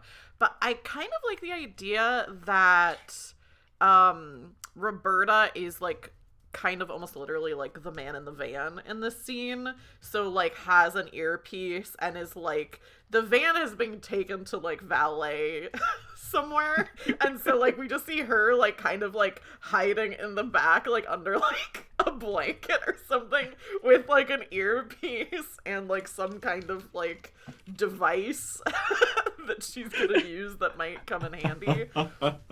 I think the valet sees you and doesn't care. Whatever. So I'm just kind of hiding back there. I think I have like kind of nice clothes on, but I don't think they're like super fancy. So I think it's kind of like normally Roberta wears like kind of a lot of like ink stained clothes and like doesn't like take a lot of like thought about her appearance. So I think she's just wearing like a nice kind of like a nice kind of like white blouse and like a long skirt. I think she's kind of channeling Cecily right now. I think what she's wearing looks like something her ex-wife would wear, because she's like, I'm supposed to be beautiful, so like this is what, and I don't even think it's like on purpose. I think that's just like she is what she associates with it. So it's just kind of back hiding under a blanket wearing clothes very similar to what her still current as of now wife would be wearing. Oof. Heartstrings. Oh my gosh. that on the ropes marriage sort of callback. Yeah. It's an on the ropes marriage that's turning now into kind of a single white female situation where Roberta is just kind of taking on aspects of her wife. But yeah, what next, Ethan? As we enter, I think we probably all have false identities for ourselves set up by the fantastic Roberta. We had snuck into the list like our names, maybe on like a post-it note, but it seems official enough. Mm-hmm. As we all enter, we see a palatial estate, gold filigree everywhere, different. There's a crystal chandelier. Very precariously on one chain, so like we'll see. As as we see resting on the balcony or the banister above the double staircase leading in a U shape, Bobinski Sorokin, early 50s, late 40s, gruff sort of guy in a tuxedo, as he stares down and recognizes Alexi. Uh-oh. And Alexi goes, oh shit. And sort of sneaks off to the side. I thought it's been long enough, you would have forgotten me. Daniel will detect this and like kind of move in front and like go for the handshake and be like, I'm Mr. I'm sorry. I was invited to this, but I get invited to so many parties that I don't really know. The name's Max Thunder.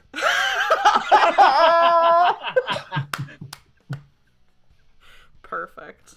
Hey, my name's Bob, American Bob. It's really good to meet you. Good to meet you, American Bob. They call me Bobby sometimes, also American. You know, in my youth, my American youth, they called me that. Oh, great. Well, I mean, thank you for hosting the party. Nice house. Thank you. Thanks. Yeah. I heard because of capitalism, I can have such big house. Wonderful. You've done very well for yourself, Bob. I love American capitalism. Great. Having discreetly walked over to another person in the party and snuck the wig off his head, he puts it. Alexi puts the other guy's wig on his bald head, walks up to Bobinski and says, "Hello, my name is Frank Johnson. It is nice to meet you, Mr. Bob." Frank, my American friend too. Meet my American friend Bob.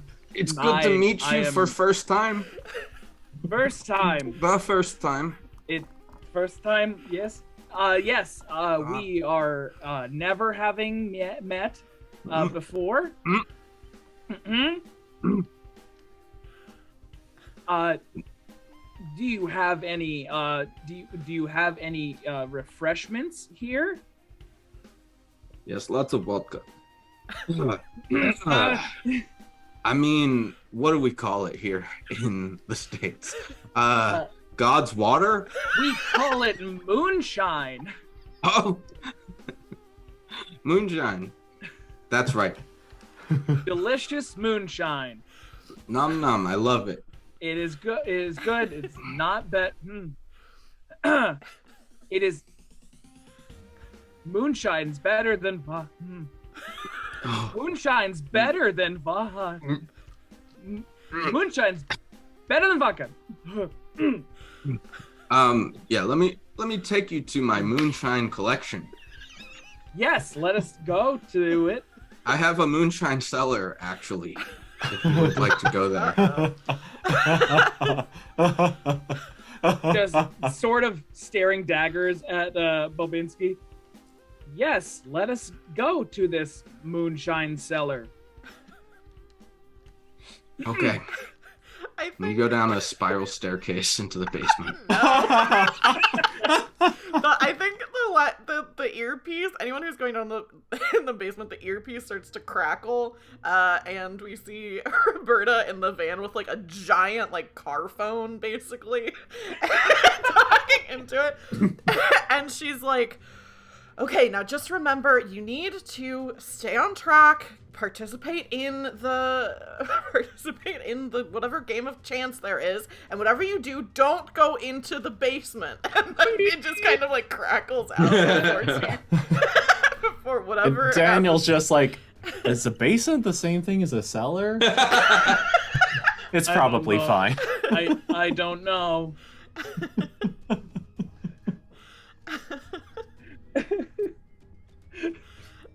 Oh goodness. As we descend the spiral staircase, I think Alexi's going to look around and seeing nobody there. Hello, Bobinski.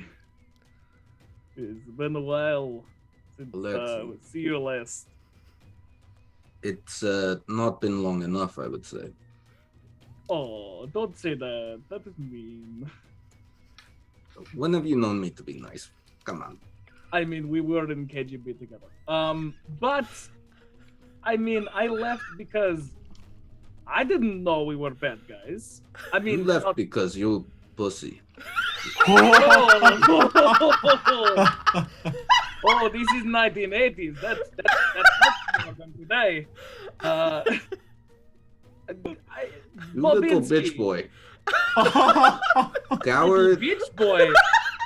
I Stop. slap Bobinski. Ah! Don't you call me little bitch boy. You are a big little bitch bitch boy. boy. Big. I'm sorry. You That are is a better, large big man. bitch boy. You're still strong. I got to admit, I put my hand on his. I tried to put my hand on his shoulders. I only reached the biceps. Yeah, still strong. Oh my goodness. Oh my gosh. Please do not touch my tits. Unhand my breast.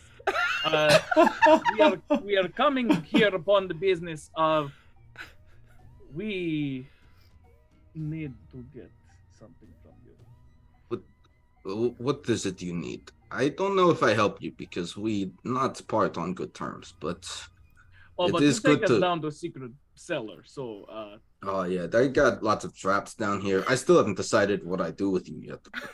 oh, okay. Well, why would you tell us about traps? What traps?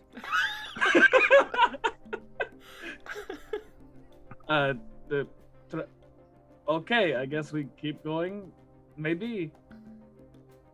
We need the compass. We need Blackbeard's compass. Hmm. What makes you think I bring that across ocean all the way here to terrible country? Because it said that the billionaire had it. And the billionaire is you. Your couple. Which is just your name, but shorter. I don't know if. What do you need this for? The American expression is none of your beeswax. Well, then why I give it to you if we not in business? Because I smack you otherwise. I have so many traps down here. You snack me as hard as you want. You try to trap me, I smack you. It It's looks sort like of, we're it's at a sort of an standstill. impasse here. Yeah. So I have. You say impasse, I say standstill. You really becoming American. We are like at the crossroads in favorite American movies, westerns. I don't like these films. You make me watch them so much. We are at high noon, high noon, and my gun I pull out is actually a wager.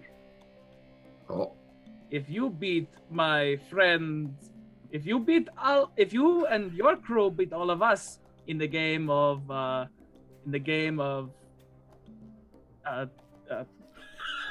is American game? Daniel, what is American game? Oh, am I down here? We can go upstairs if you want. Is the comms working?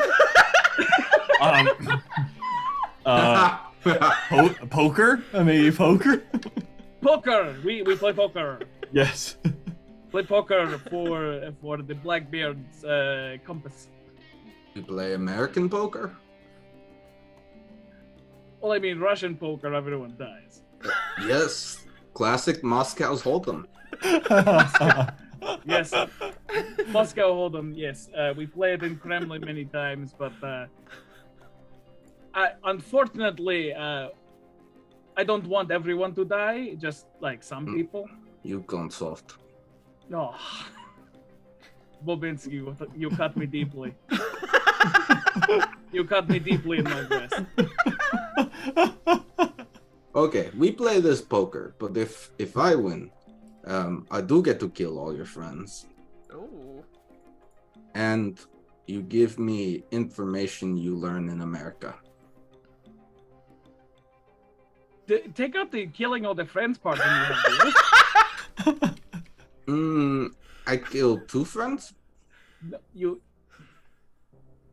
One friend, maim one other friend, and that's his final offer.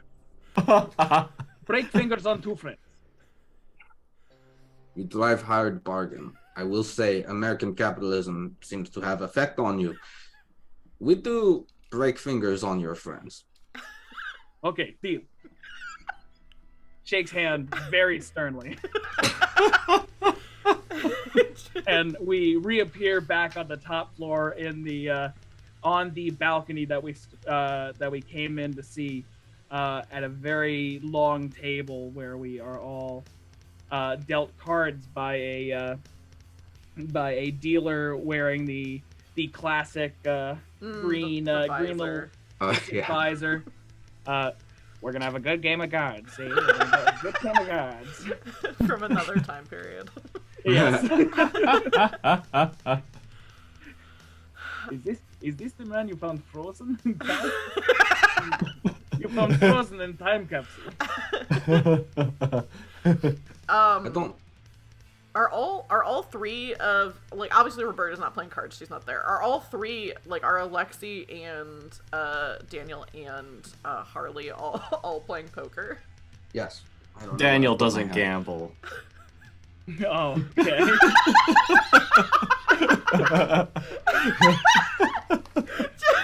Saying that's Really? so cool, but saying like an uncool thing. Daniel don't drink. doesn't gamble. Is Alexi playing poker? Alexi's also is absolutely playing poker. He's bad at it. Oh no. But we'll see how it goes in the actual game. Yeah. Do you wanna? It sounds like it's time to roll some dice. What's your pool gonna be? My pool is going to be charm, actually, as Alexi is going to say, hey Mr. Cardman, I hope you have good day, and winks at the card dealer. I can take over the card dealer if you want, since Roberta's not. Please. Yeah, but we'll see how you roll to determine how the card charm is dealer a feels plus about that. 1, and I don't know what else I can wager. You could. So right now you're just at 2 dice, right? Because you have 1 from charm and 1 from just the base stat. You could use your Achilles heel. I don't remember what that is or if it fits here. I forget my own strength, which. Oh yeah, I don't know if that really fits exactly. Rip the cards. You can. This doesn't fit either of your skills either. Lifting. My skills are lifting and break. What you could do though is, as the game goes on, you can add skills. So if you want to add a skill that you would have a +1 in that you think would be applicable here, you could do that to get you past just 2 dice. Okay. I think I am going to add a skill that it's going to be a +1 skill, and it's going to be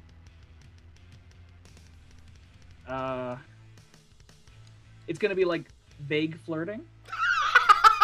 Where it's like, is this dude just super nice? But like, Whoa. is this dude just super nice, or like, is he like interested? As the wink, as a surreptitious wink, sort of goes towards the card dealer. Cool. We're gonna see the card dealer helps 3d12s. helps Alexi out. All right, 2 9s and a 2. That is 1 success, I believe. Yeah, 1 success. So we'll count that. Two 9s and a 2. A 9. Oh, a yeah, 9, yeah, yeah. Sorry, I was thinking. For some Sorry. reason, I was thinking of 1. So 2 successes. For our game of chance, which I'll start tracking in the first row. Yeah, I think you like wink, and the dealer. At first, I think you think like doesn't do anything, like there's no response. But then you see that as he's passing you your cards, like he's like, okay, and we're gonna start here, and and like, okay, here comes out the flop and all that stuff.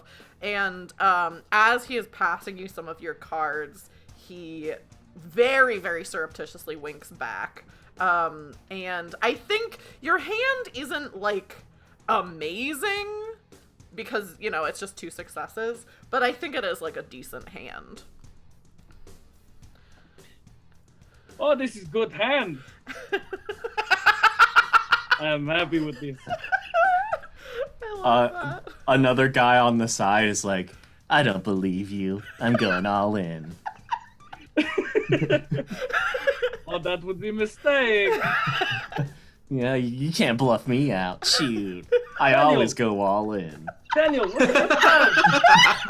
Daniel, these are good cards. You always go all in. They're all right, I think. Oh yeah, you don't gamble. You don't know how the poker works. Yeah, I have no idea. Okay. I think, I feel like that's a good, you know, with the game having started, that's a good time for us to take our halfway break.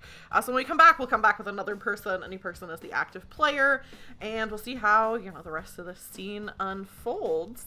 While we're on break, anybody who's watching, can see some more information of our players, little bios and things like that about them. And we'll be back in 15 minutes. Players, do you want to say goodbye to chat? Goodbye to chat. Bye. Bye. Bye. Felicitations, adventurers! We are here with the second half of our game of Action 12 Cinema by Michael K. Ross. So far what's happened is we had a fight scene with some pirate animatronic robots, and we were able to get away with a treasure map that leads to, I don't know if we've said exactly what it leads to yet. Maybe that'll be revealed. We succeeded at that and found out that we had yet another item that we needed to get, which took us to the mansion of Bob Babinski Sorokin, who is a billionaire who has a bit of a shared history with one of our heroes. Alexi, Ethan's character, challenged him to a game of chance in order to get Blackbeard's compass, the next thing we need to get our treasure. We are going to cut back right into the action with this poker match that we are in the middle of. And Jason is going to be our next active player, which means he gets to set up the scene and then kind of decide what his character is doing to try to, win this game. All right, so Harley is sitting down here at the poker table as well, and I think Alexi, did you win your hand? I can't remember. I don't know if we played it yet. Yeah. Okay. But I know the one guy went all in, and then Yeah. Yeah, All right. and Alexi has basically I described like a fine hand. pretty good. Yes. Like, but like, So Harley is sitting here. He sits down at the table, puts his chips in or whatever we're using. Mhm. He had to sell another appliance back home so that he could get into this game. Oh my gosh. And So he sits what down. appliance was that? God, it's the 80s. His toaster. That's like a very core appliance in the 80s. Yeah. You He can doesn't use my know how he's toaster. gonna cook his bread. you can use my toaster. It's just downstairs. Well, that's very kind of you. I'm not sure if the ones your people make are quite as good as. Never mind. But yeah, I sit down at the poker table, and there's this rando that seems very eager to put all his money in. And then Yeah. also sitting at the table is my old boss, Sheriff John McLuigi. The sheriff is the one who personally fired me. And I don't know why he's in Maine at this party, at this poker table. So I kind of look over at him. I'm like, Sheriff? And I make a point of the fact that I'm no longer wearing my sheriff's hat. I've got a new hat. Sheriff? How you doing? The sheriff kind of we get the reveal of whoever this actor is, which anyone can feel free to say who's playing this character, looks up, and his face was previously covered by the brim of his sheriff's hat, and he looks up slowly at your character and says, "It's me, Sheriff John McLuigi." All right. Well, I don't really know why you're here. I don't know if you're following me around or whatever, but listen, I'm not on the force no more, so you don't need to worry about whatever shenanigans I'm getting up to. I'm not worried about your shenanigans. I'm gonna go all in. And he pushes all of his chips in. All right. Well, yeah, I'm out.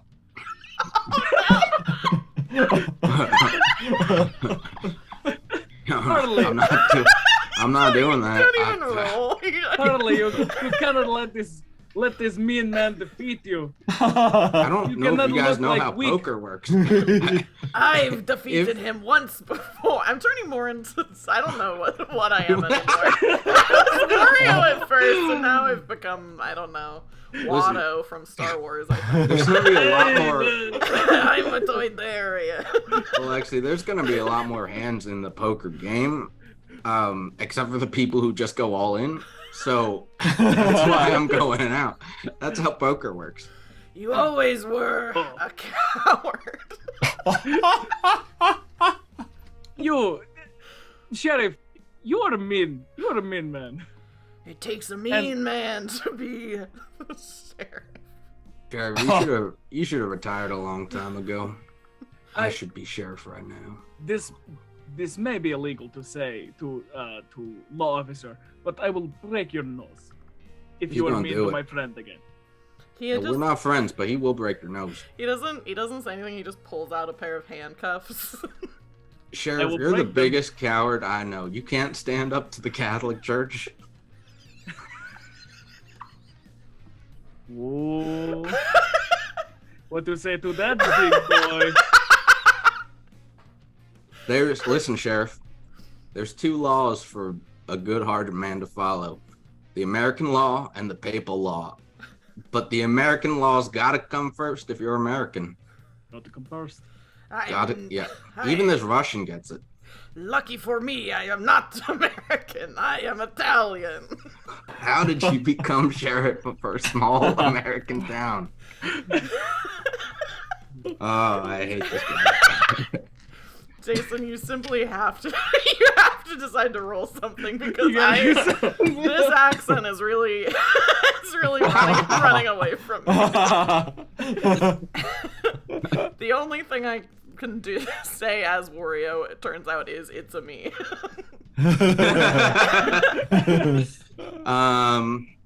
Yeah, I'm gonna roll to psych out the sheriff. Oh yeah. Psychologically. Hey, listen. I've been investigating a lot of things, and I've stumbled across a lot of conspiracies and things in our small Georgian town. Your wife's cheating on you. I feel like you should roll before it's determined how your response. Oh my gosh.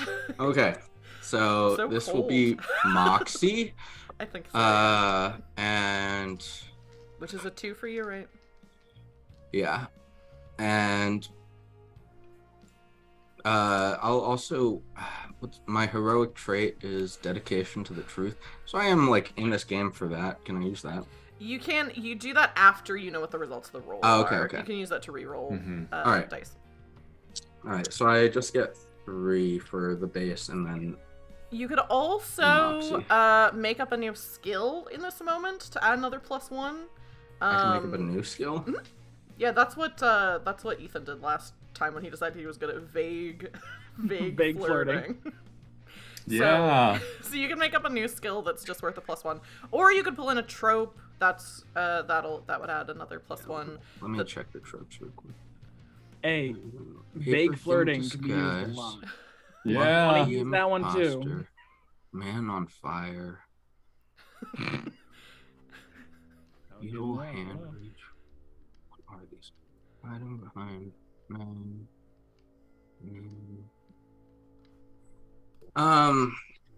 Now I'll just make up a new skill, and this is like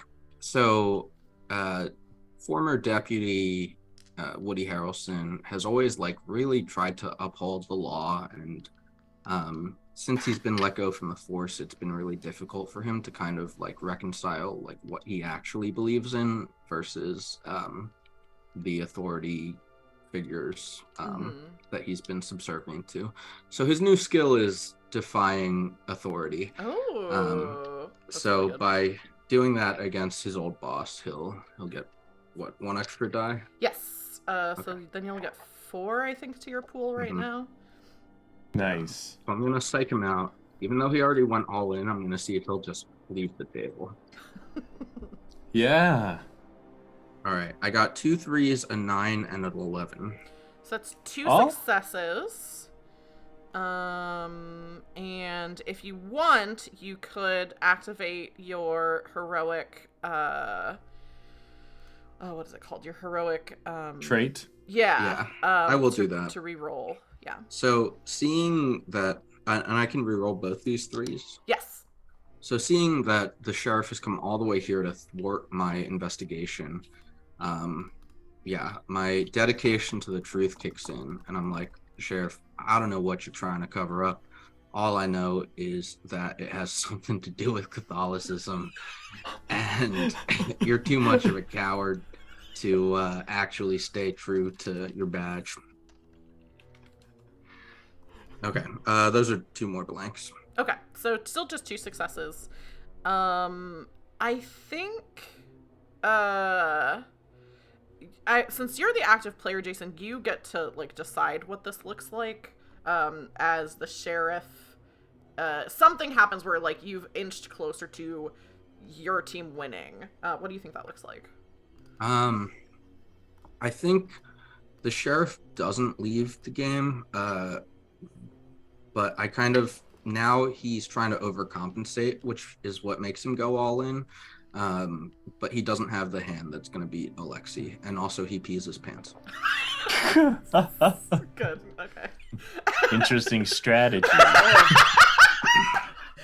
Oh, first Hartley tells you you're a cuckold, and then you lose all your money and piss your pants. Look at this guy. Oh, everyone laugh, everyone. Something about my stream particularly, piss always comes up, and it's not me who does it. This is the first stream of yours I've done it. I don't want to make it. Don't make it sound like it's me. I know. I watch your other streams. Somehow, Other players. They're all in the chat right now. All right. To be fair, it is not usually Jason. Jason has other things he Thank generally you. does.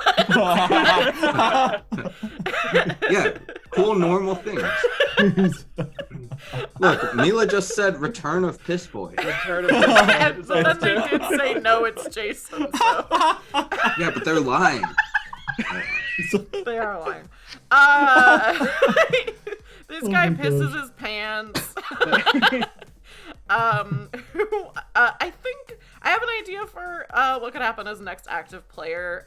But Matt, Go for it, okay. please. So I think we see kind of Babinski, who's also in this at the table. I think we see him kind of like an over-the-shoulder shot of the poker table and of like everything that's happening. We see his hand, which is okay. It's not like, for sure good. And then the camera moves down below the table where we see Babinski hit a button on the bottom of the table. And then we cut back to outside where Roberta is in the van. The driver is still in the van. And is just kind of like, smoking a cigarette. And maybe Roberta's also smoking a cigarette. You want some of this? She pretends weird lurker in the back of the van. Do you want some of this? She does not respond. She pretends she's still hidden. And I think we see this moment between her and the guard where she's pretending that she's not here. And there's some movement from outside of wherever the van is, and she looks over and she sees some people like scurrying down into one of Babinski's like vehicles with a like treasure chest.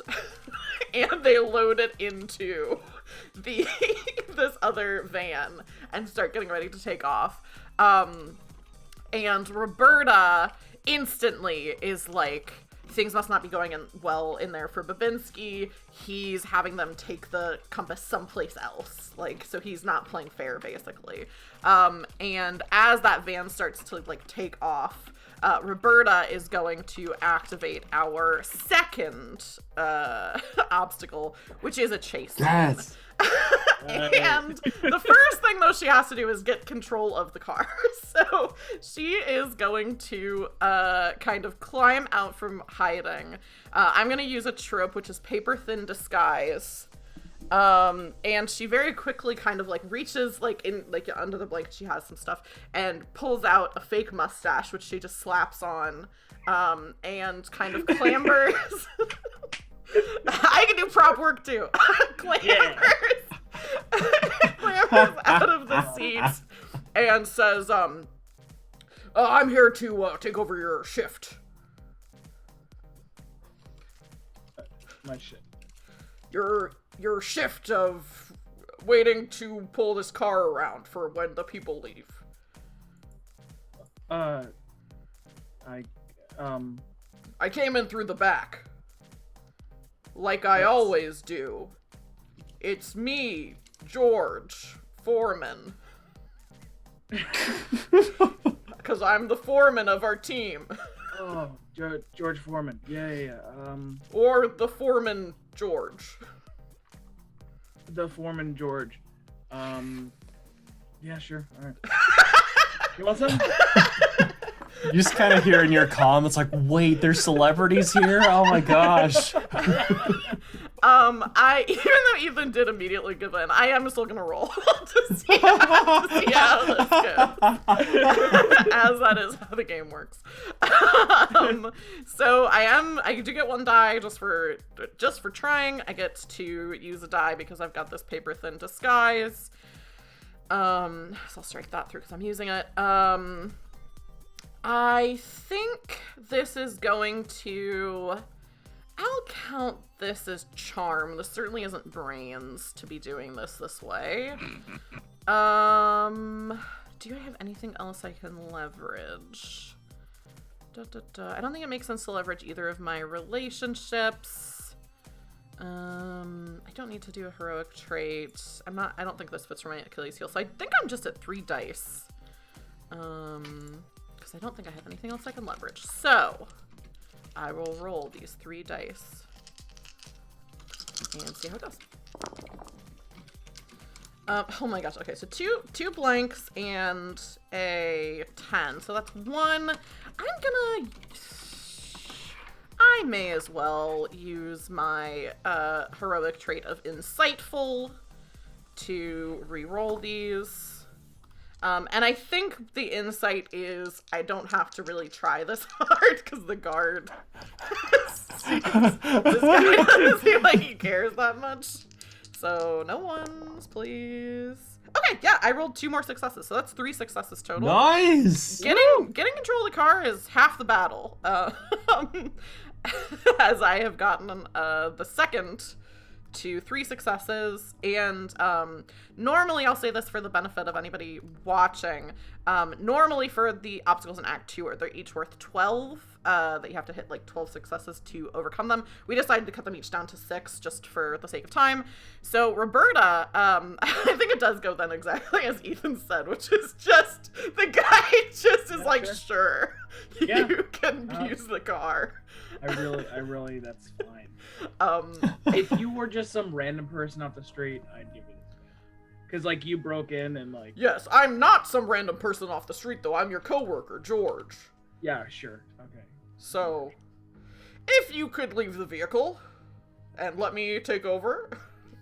Alright, here's the keys. Roberta very smugly takes the keys and pulls out to follow this other vehicle. And I'll pass the active player over to Matt. Bye, lady in mustache. So Ben drives away. You'll also hear, make sure to get an autograph, Roberta. Of the foreman, George. All right. So, Daniel, I picture here, like, I mean, the game's going pretty well overall. I mean, what y'all made one of the other players pee themselves. So I think that's pretty solid. That's a sign of a good game. Yes. But Daniel is gonna like he's gonna like at this point feel a little confident, and then he'll look around, and then he just goes, Roberta. I don't have time to get an autograph for you right now. I'll try to do it later. I'm not sure who it is that you're wanting me to... Okay, great. Just one of the greatest heavyweight champions of the world. But anyway, you'll never guess who's here. I mean, I know some of the people who are there. No, but... And then at this point, Daniel, like, I imagine that, like, while Roberta was like doing the disguise thing and convincing, Daniel finds someone that looks familiar. Well, of course, this is Cecily. This is Cecily Dern. This is Roberta's wife. And I imagine that Daniel, like, he's probably like met her before. Mm-hmm. And I mean, Daniel has always thought like, oh my gosh, Cecily, she fine as hell. Holy crap! Oh no, is Daniel about to make a move on my wife? But no. Daniel, I imagine that the first time he met her, it was probably like Cecily was there first before Roberta, and then Daniel tried to make a move and then got like shut down hard. and then it's like, oh, thank God I don't have to see her again. And then it's like, oh no, wait a second. I love that. Oh no, they're there. Ah! That's so But- good. But in this case, Daniel, and I'm gonna I'm gonna play with a trope here in that you use the paper thin disguise that works. Daniel like goes up to Cecily and is like, the name's Max Thunder, and then Cecily's just like, I know who you are, Daniel, and then he's just like, ah, all right. Then, and she's like, and I know why you're here.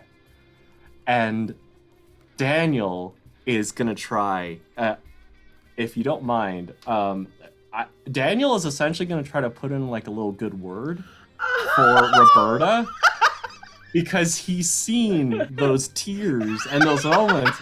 And Daniel, it's like there's part of it where it's like, oh, I feel so bad. I want to help Roberta, but I also don't know what to do. I don't know what to say. People crying. I just go watch movies somewhere else.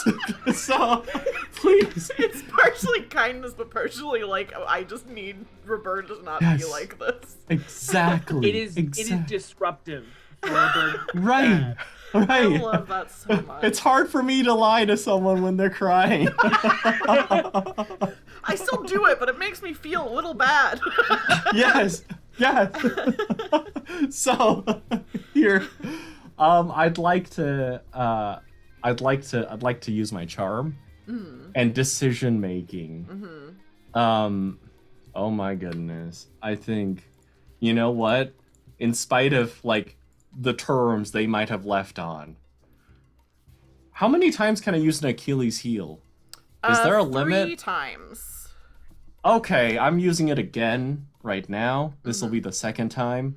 But yeah, you know what? For our group, for Roberta, for Cecily, nothing is impossible.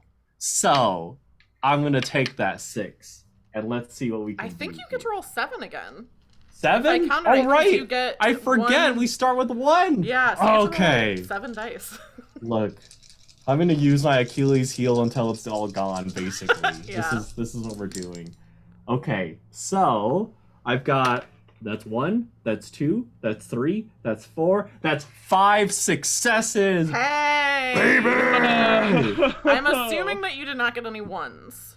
I did not Okay. get any ones. Oh my gosh! Good. Here we go! Whoa. Here we so go. That's enough, actually. 1, 2. That's enough to complete. That's enough to complete both obstacles. Really? Yeah, because we've got 2 left in the card game and 3 Oh my left in gosh. the chase. Oh my gosh! Okay! So as our player, Okay! it doesn't all have to be a result of what you just did, but you Right. just get to narrate how like both of those things go Okay. off. Okay. Uh, So in this case, what I like to imagine is that Cecily, okay. So at this point, it's like we had that conversation whilst we had a little back and forth, and I started pleading amidst Roberta convincing the guy, and I just kind of went on mute. But every now and then I'd chime in, be like, "Hey, but give me an autograph, though." All right, but back to business. Cecily, Roberta misses you, and Cecily is like, well,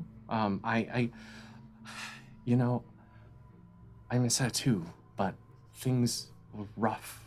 Things were tough, and I've been trying to help. Really? What do you mean? I heard what you were doing. I saw the article with the map, and I was here to warn you. This game is a sham. They've already got it. They're taking it to the airport. And then Daniel is like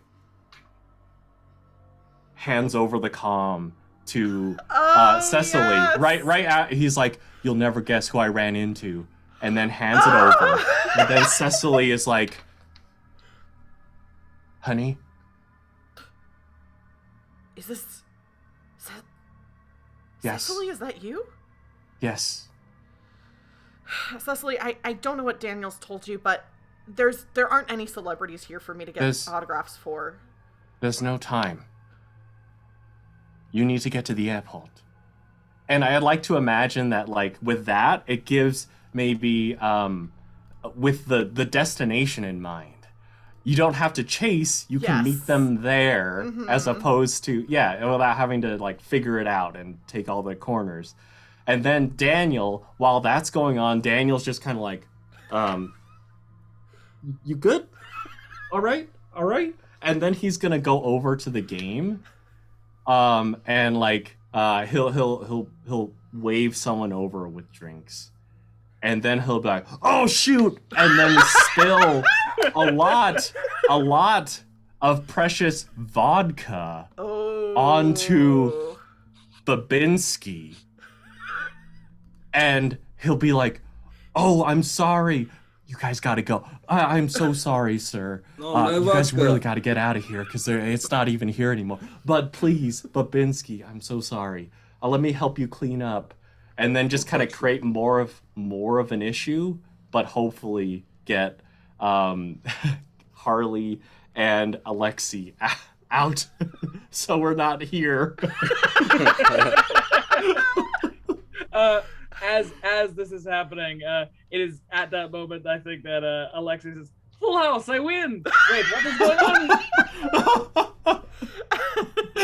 And he starts taking all the chips and putting them into his shirt. Oh, lovely seeing you, Babinski. And then having her also heard the message through the headphone, Alexi is going to jump out the window and hopefully land in bushes, and then like look for a vehicle. I love that. Jason, is there anything you have in mind that Babinski's reaction to this is like as everyone gets away, basically? Alexi, I will get you. No, you won't. I have all of your chips. Oh, yeah. The chips don't mean anything unless you eat them. So. Alexi's just putting them in his bag. Oh, so many chips. I love these chips. Jason, I have a question for you. Do you have another hat lined up? Yeah. How do you feel about if, as Harley is leaving, if Sheriff John McLuigi grabs Harley's hat as like a final fuck you? Fuck off. My pirate hat.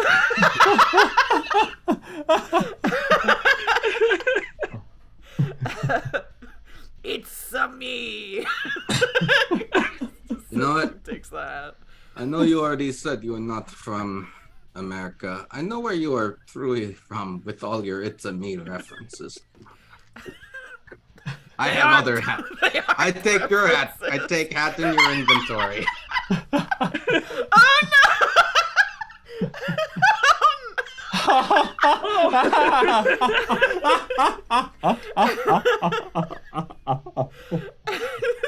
Now it's a me. Is this who just did that? Is that Babinski or Harley? It's Harley. Okay. Did I do the wrong accent? You were doing a Russian. Well, partner, Harley, you do an amazing Russian accent. I have to say, buddy. As he's punching a man for his car. I've been spending too much time with you. Not enough time, if I say to you, buddy. I'll be honest. I guess you're rubbing off on me a little bit. Rubbing off was my cousin. Oh my god. Add him to the extras. Absolutely. Oh my gosh. So, I think that means that we can go into our next reset scene. Because we have finished with Act 2. So reset scenes, like I said, before, we can add new characters, we can make new relationships, and then we can also, whatever tropes we didn't use, which is most of them, we can either move over to Act 3 tropes, or we have enough actually that there's we can just pull some over or just keep them where they are. Either way's fine. And then also determine kind of what happens, you know, in the interim before our building up to our Act 3. So yeah, do people have ideas in mind for what is going on? Did we get the compass? I guess that can be kind of determined through these scenes. I feel like we should, like, because we succeeded at the obstacles, so I feel like even if it's not necessarily shown, maybe one of the, like, interstitial kind of scenes can be if it's up to me, Roberta just crashes into the other car and then gets the I feel like maybe one of the scenes is Roberta crashes into the other car, jumps out, gets the treasure chest, is holding the giant phone just like on her arm, and is still talking to Cecily the whole time, and brings it, puts it in the van, drives back to pick everybody else up from the bushes or wherever they are. As you were doing that, I think Alexi is also going, "Yes, Cecily, tell her how you feel," because he's just also on the call. Please. Oh, I am Please. too. She cries so much about you. She is so upset. Please. Yeah, we need her on her A game. Like, we also care about her well-being, but also the crying is a lot. It gets in the way sometimes, but like, just. Oh, okay. If you don't mind, I want to retcon one little thing. It's like amidst that, I want to say that all the urging is happening like while you're still chasing, and then Cecily is like, "Okay, Roberta, and then that's when the crash happens and your phone breaks." So good. Oh my god, Matt, that's so good. Yes. Yes, 100%. Roberta's just a single tear. Isn't like fully crying, but just a single tear. The thing that's the saddest about this, a peek behind the curtain, is everyone's like personal struggles or whatever, which is what this is. You can do things when you're rolling dice to try to mark towards solving your personal struggle, and I have not done that at all. You have to succeed 3 times. So I'm really gonna have to do some heavy lifting in Act 3 if I want this to work out with Cecily. That's a good point. Yeah. So we'll see. We'll see how it goes. So yeah, what are some other scenes that we think could be happening that are bringing us to our Act 3 location? I'll take the compass and I'll put it on my bulletin board, Pepe Sylvia board that has a Kinko's copy of the map. And it so I put it horizontal flat, this bulletin board, and then put the compass on it, and it will start spinning around. Since other people have to go, I'll let them just say where it lands. As the compass spins, it spins so quickly that it begins rising into the air, and then a light beams onto the map, and it doesn't actually point to anywhere on the map. There's a note at the top, and there's a note at the top, and it points to letters RUSSA. Wait, IA. Russa. Russa. RUSSIA. I can spell. And Roberta says it out loud, because of course she's supposed to be the person who can like solve these riddles and things, even though she has not been. So her job is to just spell things as they're revealed. So she says RUSSA. I mean IA. This compass is bad at spelling. Harley's pretty dumb, so he's like, "Whoa, that's amazing. No mistakes, no errors. Just good job figuring out we got to go to Rusa." Then, like Tennessee, or where are we going next? No. We go to my homeland. Oh, Russia! What? Yes, Russia. No. Wait, that's where you're from? Yes, I've integrated myself well into this culture. No, no, you haven't. I had no idea.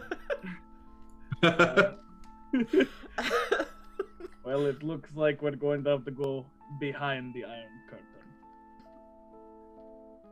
And maybe see my wife and child while we're there. Just as side project.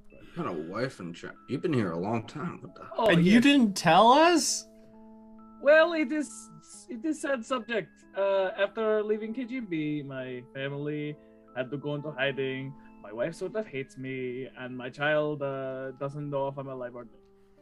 So I know what it's like to have a wife who sort of hates you, or maybe even something. does she live in another country in hiding and hates you, and you can't go home because the KGB might kill you? No, it's even worse. She lives very close to me, but it feels as though we're very far apart. Oh no, Roberta, tell me about your pain.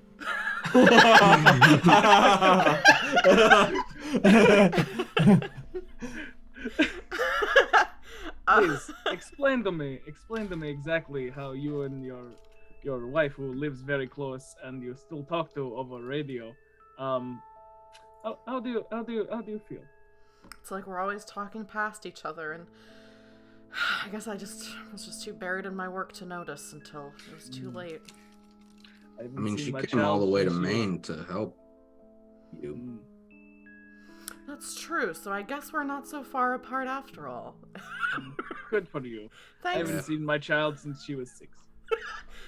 Well, how long ago was that? 6 years ago. Oh my goodness. He's 12 now. Yeah, you're I like will a buy plane deadbeat. tickets. I just need to get out of this warehouse for a second. Alexi, Oh, we back at the warehouse? Does Alexi go off and cry in the crying room? Every act, a different character goes off to cry in the crying room. So there's a side scene very quick of Alexi going to a travel agency with his big Russian accent and saying, "Hello, I would like to buy tickets to Mother Russia." In the cold 80s. That's very, very good. I think either Jason and Matt, neither of you have been like the person to set up an act. And I feel like we're getting to that point. Who wants to set up our third act? I can. Alright, so we're gonna get on an airplane. I'm gonna say that Alexi does like kind of a bad job with the commercial airlines. We gotta charter like a plane. So I wear a different hat. Sorry, I only built this character and scenarios around the hats that I grabbed out of my roommates. Alright, so Good. Oh, snap. Oh! I am the captain. I need cooler hats. I don't know hats that cool. I know, this is really good. I don't know where they got this. And look, you can see the whole game in these glasses. Oh, don't put any sensitive material on your desktop. All your passwords It's just like this game. reflected. What's that? That's true. What's that tab open? That's Just like your Oh. screensaver on one screen is just your social security number. Look, you can see I have the game in here, the Zoom, and then the game also up over here in your Twitch. Oh, nice. Uh, Peek behind the scenes. So we fly over there, and I say, "All right, y'all. You know, I knew two of you before I left the force, but I've never told you about why I left the force in disgrace. I was researching this case actually, that has to do with the pirate map and all that, because various interested parties were honing in on Georgia, and well, there was a certain organization that didn't like what I was digging into, and that was the Vatican. Sheriff John McLuigi, extremely Catholic, as am I, or as was I, kind of at a crossroads, or I don't even know what roads now. But thanks, Ethan. Could be any symbol roads. Or an impasse, or a standstill. Who do you call that? It could be a fish symbol pass or a fish symbol with legs pass. Who knows? I don't know. I might be moving away from that whole imagery. Anyway, Catholics are maybe gonna try and pop up and do stuff to us. I say that as we're flying over the Vatican to get to Rusa. So that's the thing. We gotta be real careful because there's a lot of bad guys out there. You know, I've learned that in my time in law enforcement. Everyone's bad. So if I could give advice to the three of you, shoot first, ask questions after. And we shouldn't talk out loud about the fact that we're going to Russia to find what this map says. Yeah. Shouldn't say that out loud. That we're going to Russia to find out what this map says. Who knows if someone's spy? You could be a spy. Actually, you already told us you were a KGB spy. Well, I was not spy. I punched the people they told me to. Little did I know they weren't bad people. Surprise to me. Well, I still think you might be a spy, but all right. And so I don't know. I guess we just fly past the Russian defenses with the plane we started. I'm gonna say we're not even in like a chartered jet or anything. We're just in a biplane because I'm wearing this hat. And we just was shouting at each other. Yeah, we're yelling. Oh, we shouldn't say that. I realized I didn't say this at all. So the way that the obstacles work for Act 3 are similar to Act 2, except for the fact that two of the obstacles, which I think we decided were overwhelming paranoia and computer system failure, are obstacles that we have to overcome before we can get to our third and final obstacle, which we decided is a fight. So we can either have it be that, like, Jason already pretty much set up the overwhelming paranoia aspect. Anybody could be. So we could have overwhelming paranoia and computer system failure both happen while we're on the plane, if you wanted to, and we would have to overcome both of those before we can get to our location, or we could just be dealing with the paranoia, and then whoever is next active sets up whatever the computer system failure is. It's really up to you, Jason. Your scene basically, or your time as like active player, just comes to an end whenever you decide to make a roll to try to address one of those first two obstacles. Okay. I guess I'll do overwhelming paranoia, and it's not even gonna be this Russian thing that the distrust of the Russians. It's gonna be a distrust of the Catholics. So I'm like, oh my goodness. Roberta is wearing a Lord. rosary. Right, you haven't noticed it before now. It's like I've got my sights on Alexei, and I'm like, this guy's definitely a Russian spy, and those are bad. And then I look over into Roberta, I'm who's praying. Yeah. I'm like, because the flight is going so bumpy. I'm sorry. I was having you moonshine before I start flying this plane. I hope you don't mind. I've been so blinded by my hatred of an entire nationality that I forgot about my hatred of a religious group. Roberto is Catholic? Hey, Roberta, what you doing with them beads over there, huh? I'm problem solving, and you know, sometimes I like to give a little prayer as I'm trying to understand what solving the riddles that we're presented with. Prayer? Like Catholic prayer? Who you praying to? Who you praying to? I'm praying, of course, to the Catholic God. The Catholic God? All right, so I guess I'll make my roll to see if I think Roberta's a bad guy or not. So I guess the success is I come to the correct conclusion. Sure.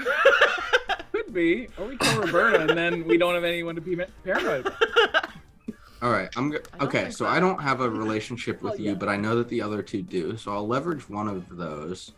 I'll leverage it that makes with Daniel. I'll be like, Daniel, how long have you known Roberta over there? I've known Roberta for what, like 6-7 years? Yeah. Now you've been a reliable informant in the past, back when I was on the force. Can you inform me now? You think she's more loyal to, you know, the three of us, or to the Catholic Church? To us. Because, I mean, look.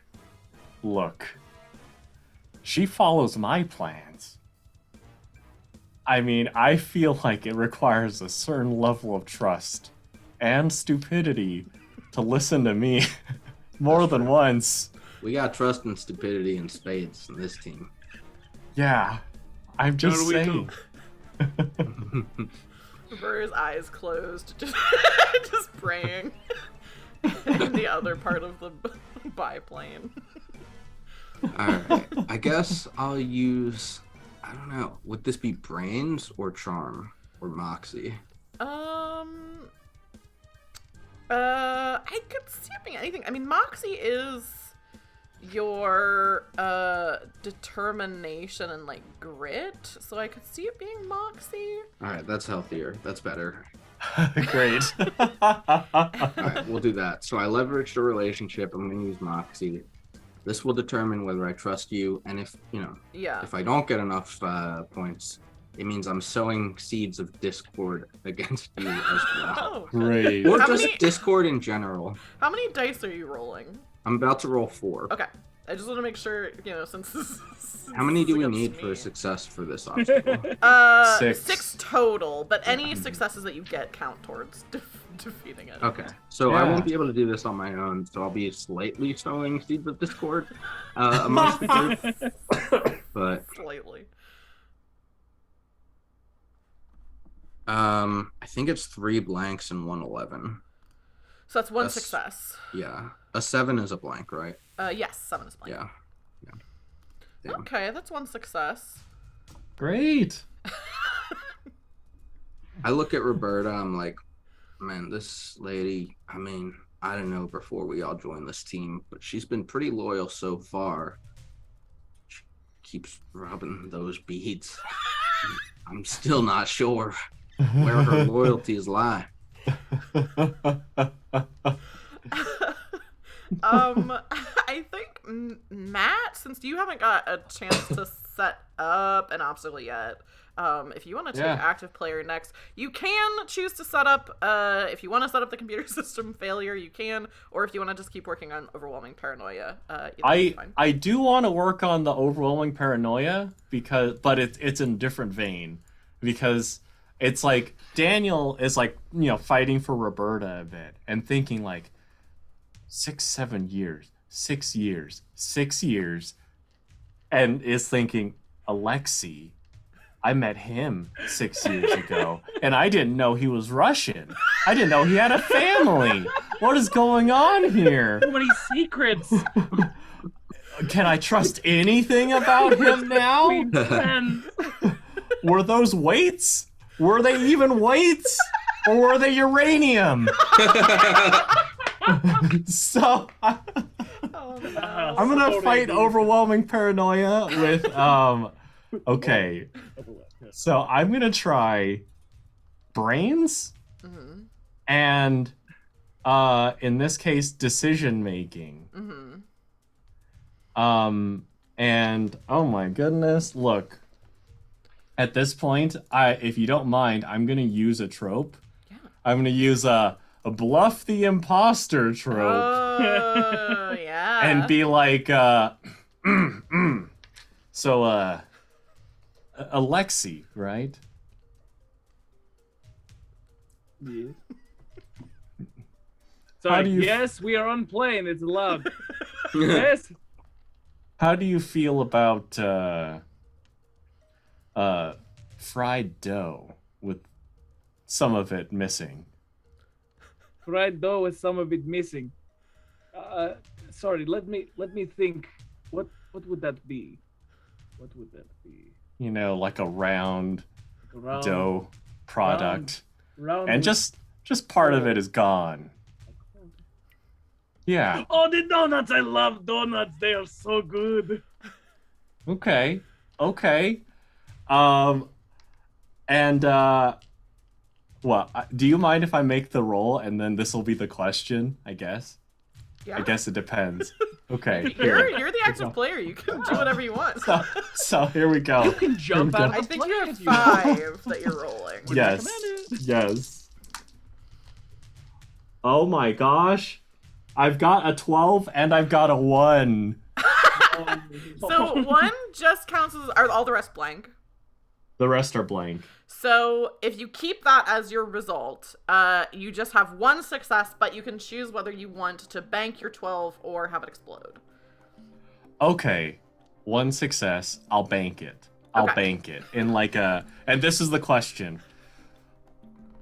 Alexi, if you were to have this donut, which one's your favorite? The donut. Oh. I would have to say.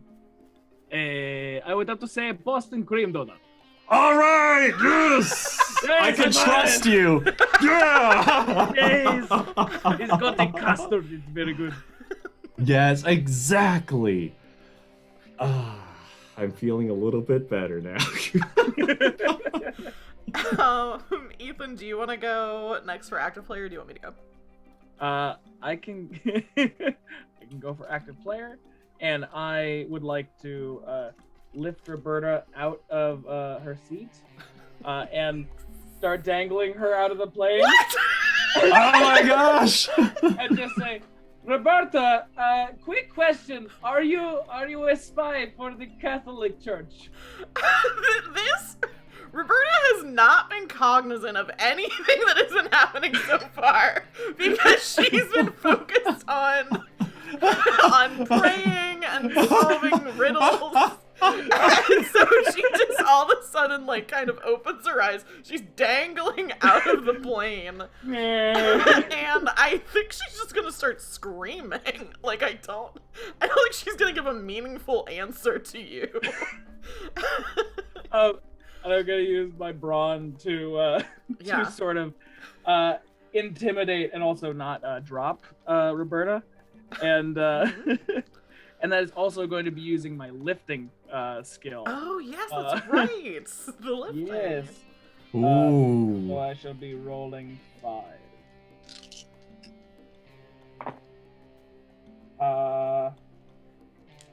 2 8s and a 12. No failures. Oh my But gosh! 4 successes, and you can choose with the 12 whether you want to bank it or whether you want to have it explode. I will bank it because Hero High Five is fun. Yes. That also overcomes the overwhelming paranoia. Yes. Roberta, tell us who you're a spy for Catholic Church. I think as you're holding her, she just says, I mean, I grew up Catholic. It's kind of more of just, a comfort thing. I wouldn't say I'm particularly loyal to the Catholic Church. It just, when I'm trying to focus and, it just helps me to have something in my hands to fiddle with. I believe you. Lifts Roberta back into the seat. Pats her on the head, just like, sorry I had to do that. I think I'll take active player, and I think as that's happening, no one has been paying attention to the pilot, who Ethan previously portrayed as being extremely drunk. It's just a hop and skip across the road to get to Mother Russia. And I think, it's not too much of a stretch to say that whatever the pilot has done while we've been distracted by the overwhelming paranoia, all of a sudden we just start hearing wah, wah, wah, wah, and like all these like buttons are going off, and something has gone very wrong with this airplane. That alarm, that there's nothing. You just gotta hit it. Boom. one of the engines turns off as soon as you hit it. That usually doesn't happen. So Roberta is going to, I think, quickly scramble up to the front of the plane. I'm going to use my brains to try to pilot this plane, and I think I am going to add a skill in this moment, which is a +1 skill of navigation. I was thinking about doing that earlier if the chase scene would have gone longer, so I'll just do it now. So that brings me up to 4. Let me see, are there any tropes? Any good tropes left? I do like the feudal hand reach. I think, yeah. I'm gonna do feudal hand reach, and I think what happens is, as Alexi is setting Roberta back, bring her back into the plane, she sees that the pilot is, about to, turn a lever that isn't supposed to be turned, and is gonna, reach out a hand to try to stop it and just go, no! As then, all of the alarms start going off. That's the bad lever. That's the one that shuts down the plane. The bad lever. Okay, so that's 2 for brains, 1 for just the roll, 1 for It's a lever that just says off. There's so many levers in this that just do things that you would not want them to do. This one takes the wings off. Maybe I should flip that one. And should I do this? I think I'm gonna go all in and do my Achilles heel for smartest person in the room, even though this went very poorly for me last time. I'm gonna roll all 7 dice. As my Achilles heel is I'm the smartest person in the room. I feel like taking over for the pilot is a very, hey, I'm the smartest person in the room thing. So let's roll these. Oh my gosh. Okay. Oh my god. Uh-oh. I got 2 1s again. Oh Okay, this no! one's too cocked. I can't read what it says. Okay, but I did well on other things. Okay, so I got 2 1s. I re-rolled a die and then it knocked my 1s over, so let's do that. But I also got 3 8s. Oh, this is still a critical failure. We can't high five you, can we? Okay, actually, there are a couple things we could do. Anyone can high five me. Yes! Come on! The other thing we could do is if anyone has it. Oh, actually, I do have an idea of what song is playing right now. Which you can turn a 1 into a blank. And I think as the plane is starting to go down and we see, I'm a genius, this is perfect. we see the nuclear facility and the plane is starting to go down. One of the engines, smoke is coming out. Roberta's, trying to fix it, but, it's not going well. And the music that is playing during this is Back in the USSR by the Beatles. So the plane is just, coming in for, a landing. And I will go ahead and sing to turn it into an 8. And the Let's song go. that comes in is flew in from BOAC, didn't get to bed last night. It's the way the paper bag was on my knee. Man, I had a dreadful flight. I'm back in the USSR. It's crashing.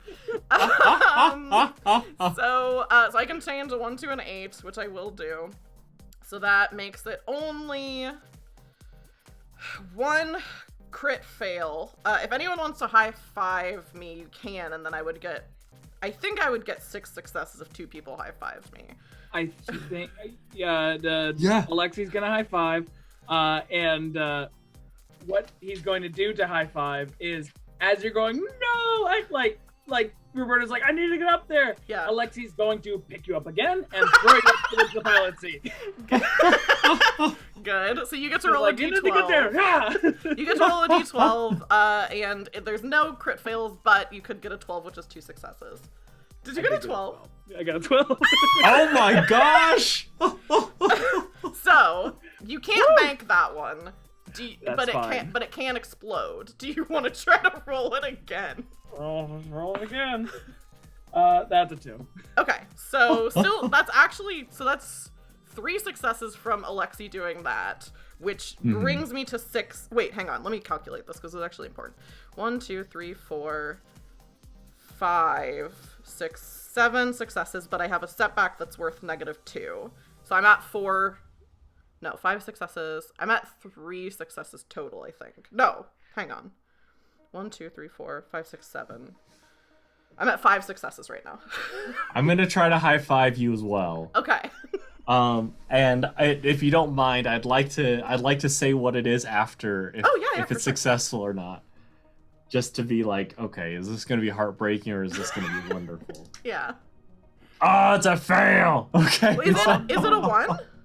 No, it's a 3. That still counts as a success. So with the heroic high fives, all results of 1 through 11 count as 1 success. 12s count as 2 successes. So whatever you just did brings me to a 6, which is enough to completely solve the plane crashing. Daniel's gonna say, oh shoot, I forgot something, as Daniel is wont to do. He always forgets something critical. And he's like, Cecily was still wearing her ring. And then that'll be like a yeah, so you got a chance. That's really good. Really, really good. Okay, so that gives Roberta the help from the friends, the song that's playing in the movie as this is happening, which licensing a Beatles song for a movie like this is probably the entire budget. That's why the whole rest of the movie isn't that good. And let me just check and make sure there's nothing else that happens because I use my Achilles heel. I know the successes. Okay, you can leverage your Achilles heel. Any ones you roll count as -2. And okay, I think that's everything that happens with that. Okay, so yes. So the plane comes screeching in for a landing with Roberta's just like hitting all these different buttons, and like the first thing like grabs the lever that's on off and cranks it back to on. Yeah. Oh, that worked. Thank you kindly, lady. And that is with the help of everyone else and the maybe love of her wife. Roberta is able to land the plane, which throws it over to whoever wants to be active player next to set us up for our fight, our final fight, potentially with the BBEG in our final location. Oh, snap. Okay. Do you mind if I set it up since I haven't set anything up yet? Go ahead. My apologies. So I'd like to imagine that like when as we're diving, we kind of like it's like the process of like course correcting and making sure that the plane is okay, but it's like we kind of have to do a drift in, and we see as like the clouds kind of part a little bit. Things are getting things are feeling pretty cold, but we see an enormous silo, and we just kind of slowly drop down into, and just kind of like using the edge as like our way of our runway down. But I imagine that like when we finally stop and we're just kind of like teetering at this very treacherous angle, but we see just below us catwalks that stretch around the perimeter, and also one that stretches out straight to the middle. But as we see this, as we're thinking, okay, we're ready to get out, we hear the sound of just the slow clap.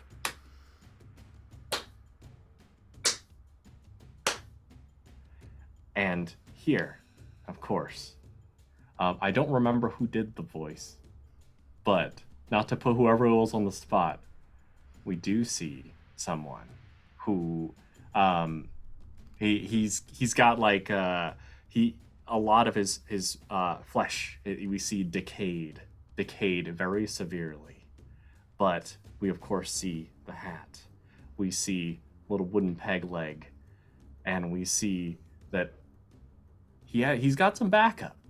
He's got a few, just a few, but of course maybe aiming for more. And he is like in the center of the catwalk that stretches out to the middle of this vast void beneath. And he sees us. We see him. And he calls out a taunt of some sort. Yar, thank you, mateys, for leading me here to old Russia, where I can find everything I've been looking for. You've done me a great service. You mean you're here to steal the golden hook of... Aye, the Pope? same hook that banished me away for all these centuries. St. Peter's hook. Oh, that was it? What we're here to find? Of course, the whole time we've had to steal the golden hook of St. Peter. And I've been watching ye on my television that I got for a good deal. And you've led me straight to it. Hey, that is Harley's television. Harley, do you see this? I'd like to imagine that one of the first mates Look at is that. like eating some toast too. So Harley was the traitor the whole time. I didn't mean to. I was just, they gave me so much money. I don't think they've ever seen household appliances before. We thank you for your toaster as well. They gave me my year's salary as a deputy for these two appliances. I love that because this doesn't have to be what it is, but earlier I think I said they bought the TV from you for $5. That is your salary, yes. I was really underpaid. It is in 1980s dollars. It worked That's for so John. much money then. That's enough to go to college. Today in 1980 something. You won't get away with this, you demon pirate man. You fool. I've already gotten away with it, and the missile silo opens up. Holy shit. So the missile is armed and it's pointed straight at Georgia. Pointed Oh, straight no. at it. It's it's pointed to the sky. Which Georgia? Yeah, Oh, which Georgia is important, I guess. Yar, the American one. But we got more missiles. Yar, I'll blow up all every Georgia. Roberta looks Georgia across the world. No. Roberta looks at the missile and does the quick calculations of the math to see like the angle and is like, he's telling the truth. Thank you for the confirmation about that. But also, if you look like real down below, that golden hook is I don't know. There's something indicating that the hook is nearby as well. Yeah. But first, I gotta shoot Blackbeard's these compass missiles. glows in one of our pockets. Oh, yeah. Matt, are there other things that you want to set up for this fight scene? Yeah, sorry if I took. No, I love it. I wanted. Okay, so I want to say I do want to throw one more thing in there. There's like a CCTV sort of thing, like cameras set up everywhere, and it's almost like it's set up to broadcast because I imagine that our pirate wants to deliver a message to the world, and it's kind of piped to every household globally. Every household globally. I'd love to add, if it's okay with you, Matt. Yeah. The stat, like, simultaneously across the United States, everyone's TVs go kind of like, you know, like they're static, and then we see a pirate, not the captain, but whatever pirate's in charge of the tech, says, "Yar! This is our pirate television station. We've taken over your airwaves, and soon we'll be taking over your country." And then it cuts to like the angle of like our heroes, and then the pirate captain and the missile. That's like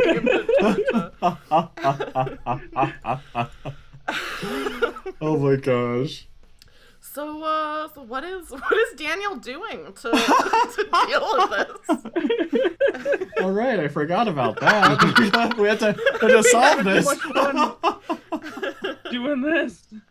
Oh my gosh. Okay.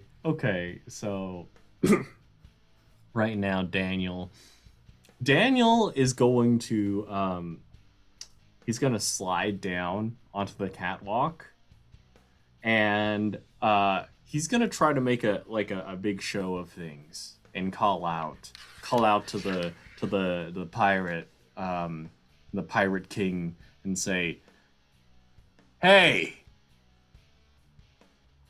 I don't like what you're doing out there."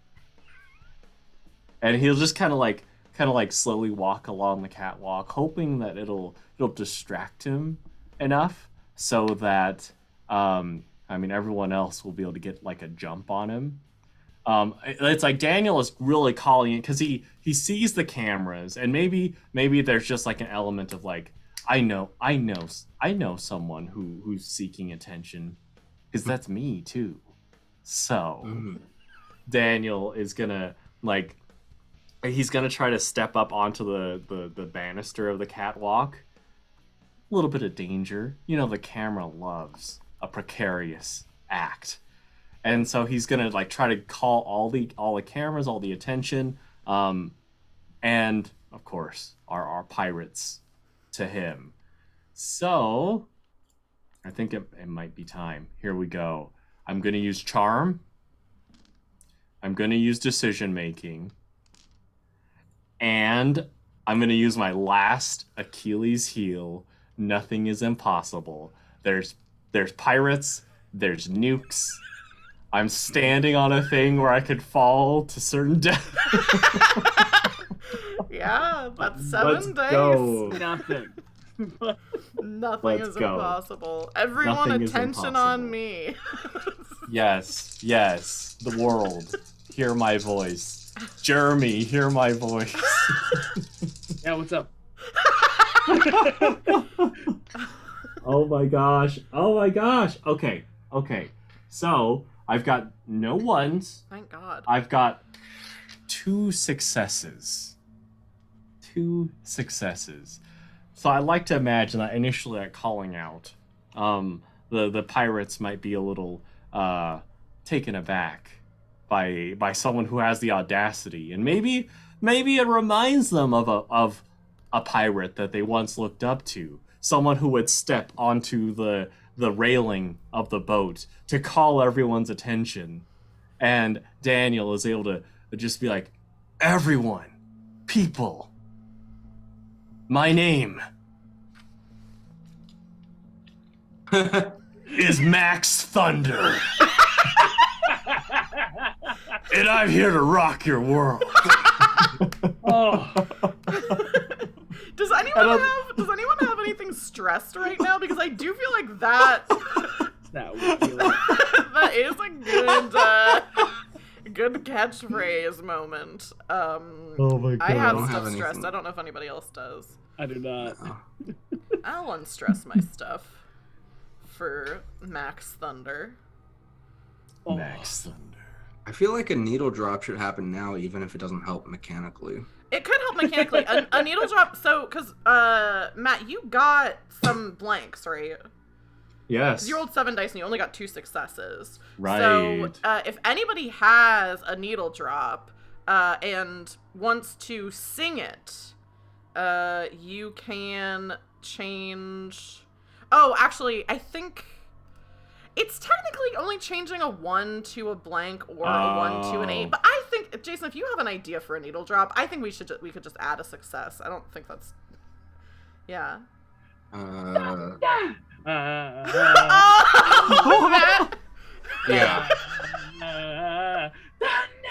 Yeah, Thunderstruck is a good one. Yeah. And Ethan's already singing it. Yeah. Perfect. Yeah, so I'll say, I hell think, yeah. even though it's not technically the rules, I think that's fine. We can add another success, Let's go. which will bring you up to 3 successes on what you just did. Sick. Captain, this landlubber, he be rad as fuck. I know. He reminds me of that fallen pirate that we used to all listen to when we were just young lads. Yeah, those good old days, Captain. Brings me back to me youth. When we were angel pirates.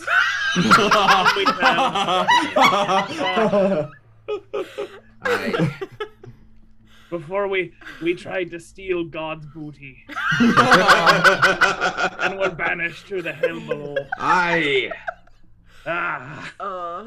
That's very good. Jason or Ethan, you can go next for active player. I'm going to have Alexi just say, "Yippee-ki-yay, Mother Russia," and jump. And he is going to jump off of the catwalk onto the missile and just try to wrench the warhead off of the top. Oh my Oh god. my gosh. He is going to be using his brawn. He's going to be lifting it, using lifting or breaking, either one. And he's going to be using his Achilles heel. I forget my own strength. Oh no. Ooh. 7 dice. This is the 3rd act. All right. 1, 2, 3, 4 successes,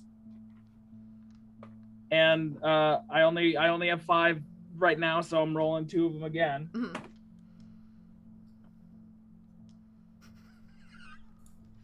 Two more successes. No, let's go. Yes. So how much was that? Was 6, right? That was 6. Describe. gosh. So I don't. That doesn't get us. That doesn't completely Right. destroy the complication. But with 6 successes, I think you can have a pretty heavy hand in how successful this action is. As Alexi jumps down on the missile, he is able to wrench the warhead off of the tip of it, not diffusing or not stopping the launch, but removing the nuclear aspect of it, and lifts it above his head and says, "This is for my wife and my daughter." And he throws it at the pirate captain, not knowing that it's not going to blow up, because that's not how nuclear missiles work, just throwing the warhead at somebody. But it still hurts nonetheless. Yeah. That means Jason is the active player. Jason, I don't want to tell you what to do at all. But, Ethan did just say, "Oh, this doesn't blow up because that's not how it works." We do, though, have a trope that you could leverage pretty easily. Oh my gosh. We have 2. They're That's the opposites, though. That's true, you do have 2, but one is, I think, one is given Given Harley's proclivities previously of shooting things. Mm-hmm. All right. I'm gonna leverage the trope, shooting something so it blows up, and it's gonna be a nuclear bomb. We're gonna be doing that to nuclear bomb. That we're all in the vicinity of.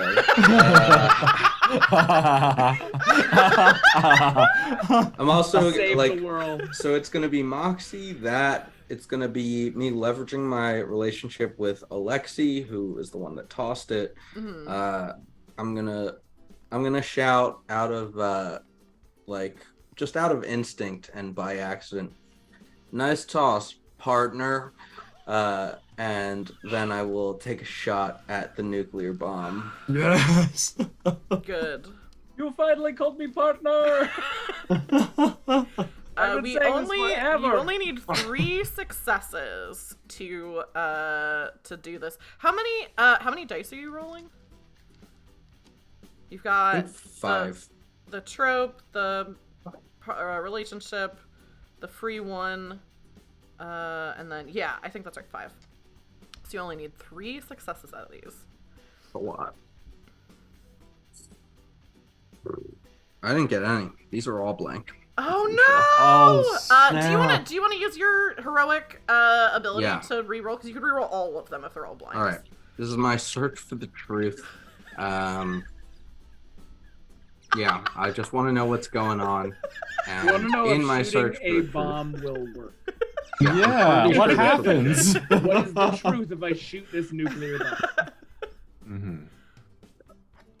They keep falling off my desk.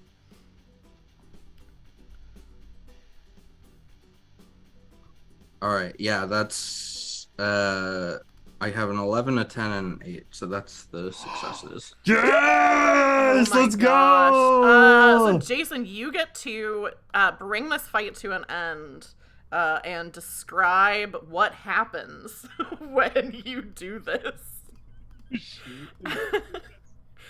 I will say, to help inform your choices, in this game people don't die. Like, characters don't die unless the player chooses that they do. Oh, and I'm the player? Jason, as I know you love to kill off your characters, so you can choose if your character dies. I don't get to kill your characters. You don't get to kill our characters, no. I'm wearing the wrong hat. So, first, this nuclear bomb is headed straight towards the captain, and he says, "Yar, blimey." This big metallic object is headed straight towards me. I hope it doesn't crush me, but even if it does, that's not that bad. That's not enough to kill me, the demon pirate captain. Yar. And then Harley is like, "Well, I know what to do now." No, he puts the hat on backwards to be cooler.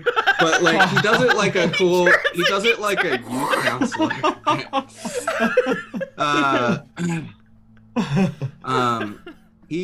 What he does is everyone else is far enough away. He jumps down onto the catwalk with the pirate captain and most of the crew, and he makes sure that everyone else is far enough away. He's gonna lasso a lever that says close roof, and he pulls it down so the roof closes so that everyone else is protected except for the pirate captain and the crew and me. And What's my Alexi character? was on the missile. Harley. But that's fine. I agree to this. You know what? Do you want to die or not? I agree to this. Okay, so you do want to die. All right.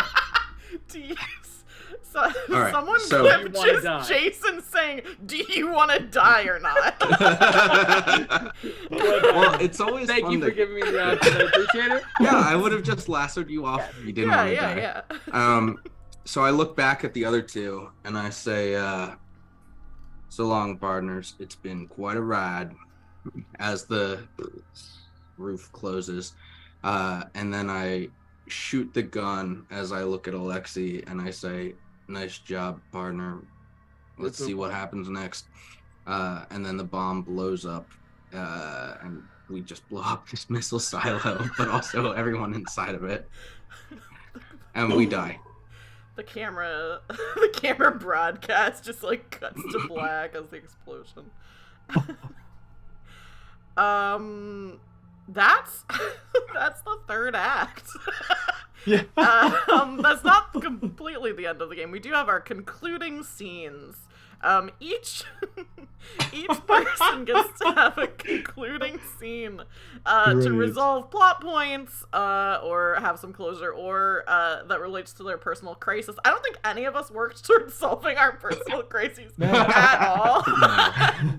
So maybe, show the result of that. I think for Alexi or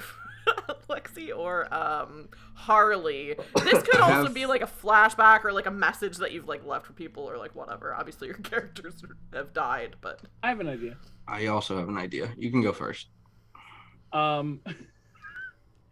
As we see we cut to a sort of rural household in what looks like sort of country Russia, out in the middle of nowhere, kind of cold, as a sort of middle-aged woman brings firewood from outside and puts it in a fireplace. And as she's watching the TV of what looks like her husband, as this is Anya Ivanov, seeing her husband lift the warhead, saying, "This is for my wife and daughter," throwing it, hitting the pirate demon, and then the bomb going off, and she just starts crying and turns off the TV before her daughter Mila, Alexi's daughter, can walk in. And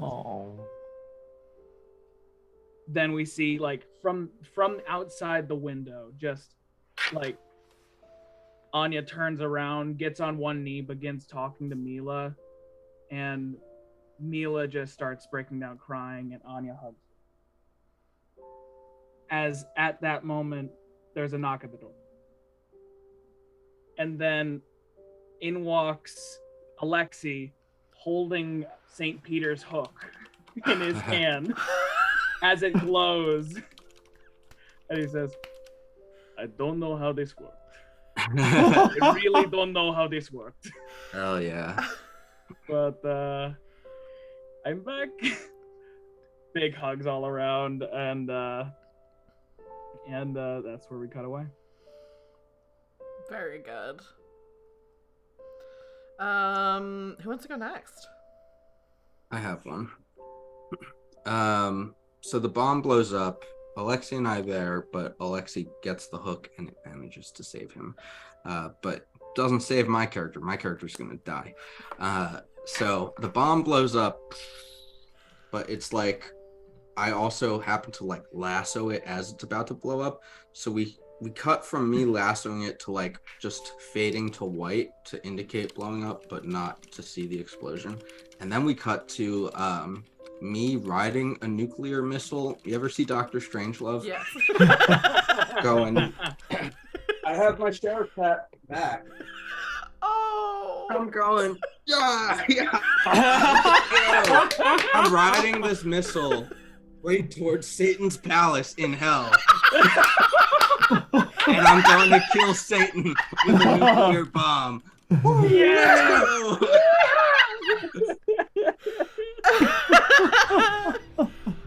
Very good. And, yeah. Maybe we see the explosion to kill Satan, maybe we don't, but you know where I'm going. Ooh, yeah. Matt, do you have an idea of what I'm still working on it. I can do mine. Would you mind playing Cecily again? Yes, of course. I did not work at all towards my closure with this, so I don't think this is gonna end in us, Cecily and Roberta ending up together. Right. But I think I'm trying to think of how, because I don't want this to be like a total bummer. Right. So I think maybe we see Roberta. The music that started playing right now is not at all. Hang on. I started playing a song called Jet Fueled Vixen, which I just don't think fits more of a tender moment.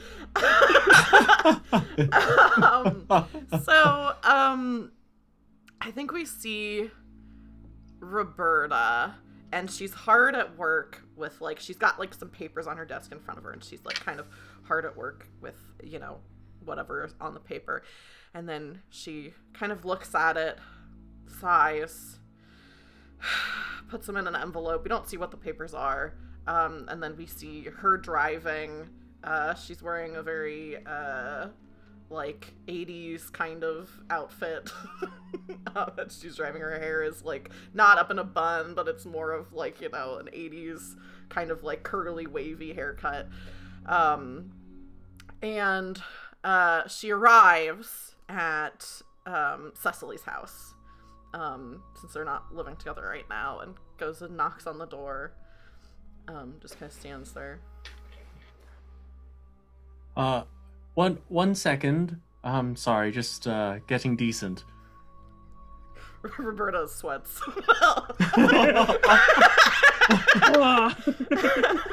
And then, like, the door opens a little bit, and you just see, like, Cecily. You see just, like, a little bit of wet skin. She just got a towel on, and she says, who is... Oh. I figured I couldn't put this off any longer, and hands Cecily the envelope, which is the divorce papers that Roberta has finally signed. Oh.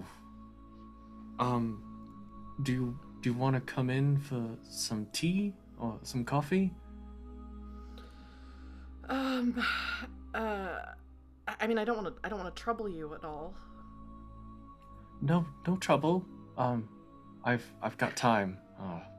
I with everything going on, I figured I might as well take some time off. Yeah, I think I'd like to maybe take some time off as well after, you know. Do you remember Alexi and Harley? Yes. I don't know if you saw the broadcast, but neither of them made it out. Yes. And I imagine that, like, with that, is Roberta, like, I don't know, feeling like a little choked up or anything? I think so, like yeah. I mean, at that point, Cecily is gonna, like, immediately sense that, feel that. I mean, y'all were together for so long. Mm-hmm. She's gonna immediately come forward and come in for an embrace. Yeah. And Roberta, like, you know, kind of at first is a little tense, but then, you know, kind of relaxes a little bit and leans into the embrace. And I think says, maybe if we're both taking some time off, maybe we could put together a puzzle together, or go over some programming manuals like we used to. You know, I'd really like that. That's good, I think. And then it just, like, cuts to whatever Daniel's doing. Great. All right, here we go. So, okay, I got it. After that, I know what I'm gonna do. So Daniel, he's back at his apartment, and he is, like, I mean, at this moment, he's bought 3 dozen donuts. He's got a cowboy hat. He's got flowers, and he calls out to Grandma Long, and he's like, "Hey, I'm gonna go to pay some respects." And then Grandma Long is like, "All right. Do you know what's going on here?" And Daniel's just like, I don't care. It's just TV stuff. And Daniel leaves, but as he leaves, it's like we kind of zoom in to where Grandma Wong is just like, oh, and watching on the TV. There's a reporter saying, the unidentified saviors of the world. Wait a second, I think we have a lead. And then it cuts to a reporter who's like, I'm on the scene now with someone who says he has evidence of the identity of these saviors. And then it goes over to Jeremy. And Jeremy is holding up a very blurry picture where you see Daniel, you see Jeremy, and you see Alexi and Harley and Roberta way off in the background. That's so good. Wow. And there we go. I saw him. He's one of them. He's one of the ones that saved the world. That was Max Thunder. Max Thunder and his friends saved the world. And they're also security analysts at the time. I don't know how they did it, but they stopped the demon pirates. yes, the identity of our saviors has finally been revealed. Max Thunder. And he turns back to Jeremy. I think one of them was Alexi, and I don't know if I caught the other names. I know Alexi said words to me, and the other ones were just covered in water. But I know we all owe them a debt. That we do. World. That we do. The credits roll. There's two last quick things that we can do. One of them is optional. One of them is we do have to come up with a name for what this movie was. I don't know if I have no ideas, but if anyone else has ideas. The other thing that is optional is if anyone has an idea for a post-credits stinger. This is the setup to the inevitable, even lower budget sequel.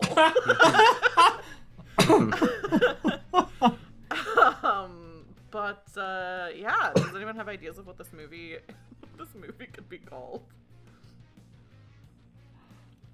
Demon pirates behind the Iron Curtain. Yeah. Oh my gosh. I have an idea for the name of the sequel. Yeah, go for it. Demon Pirates 2. Harley Back from Hell? Oh, with a question mark? I feel like that. We should throw over to Jason. What is the stinger then? Of Harley Back from Hell. Wow. So I guess you see Harley in what looks like a nuclear wasteland that also looks like hell, but it doesn't quite look like hell anymore because it got blown up by a nuclear bomb. Mm-hmm. And he's looking around and there's like no survivors. There's no demons that are there. Somehow he survived riding it and then it blowing up. No one else did. He was already dead, that's why. And then he stumbles across 3 non-human entities that did survive this nuclear explosion. And they're 3 rusty pirate robots that were killed at some point. But they had learned enough about humanity to earn souls and go to hell. What a terrible circumstance. They learned enough to get souls, but Look. they were bad enough that they went to hell. They were only in hell for a little bit before hell got blown up. So they were tortured for like, what, 20 hours? I don't know how long our movie was.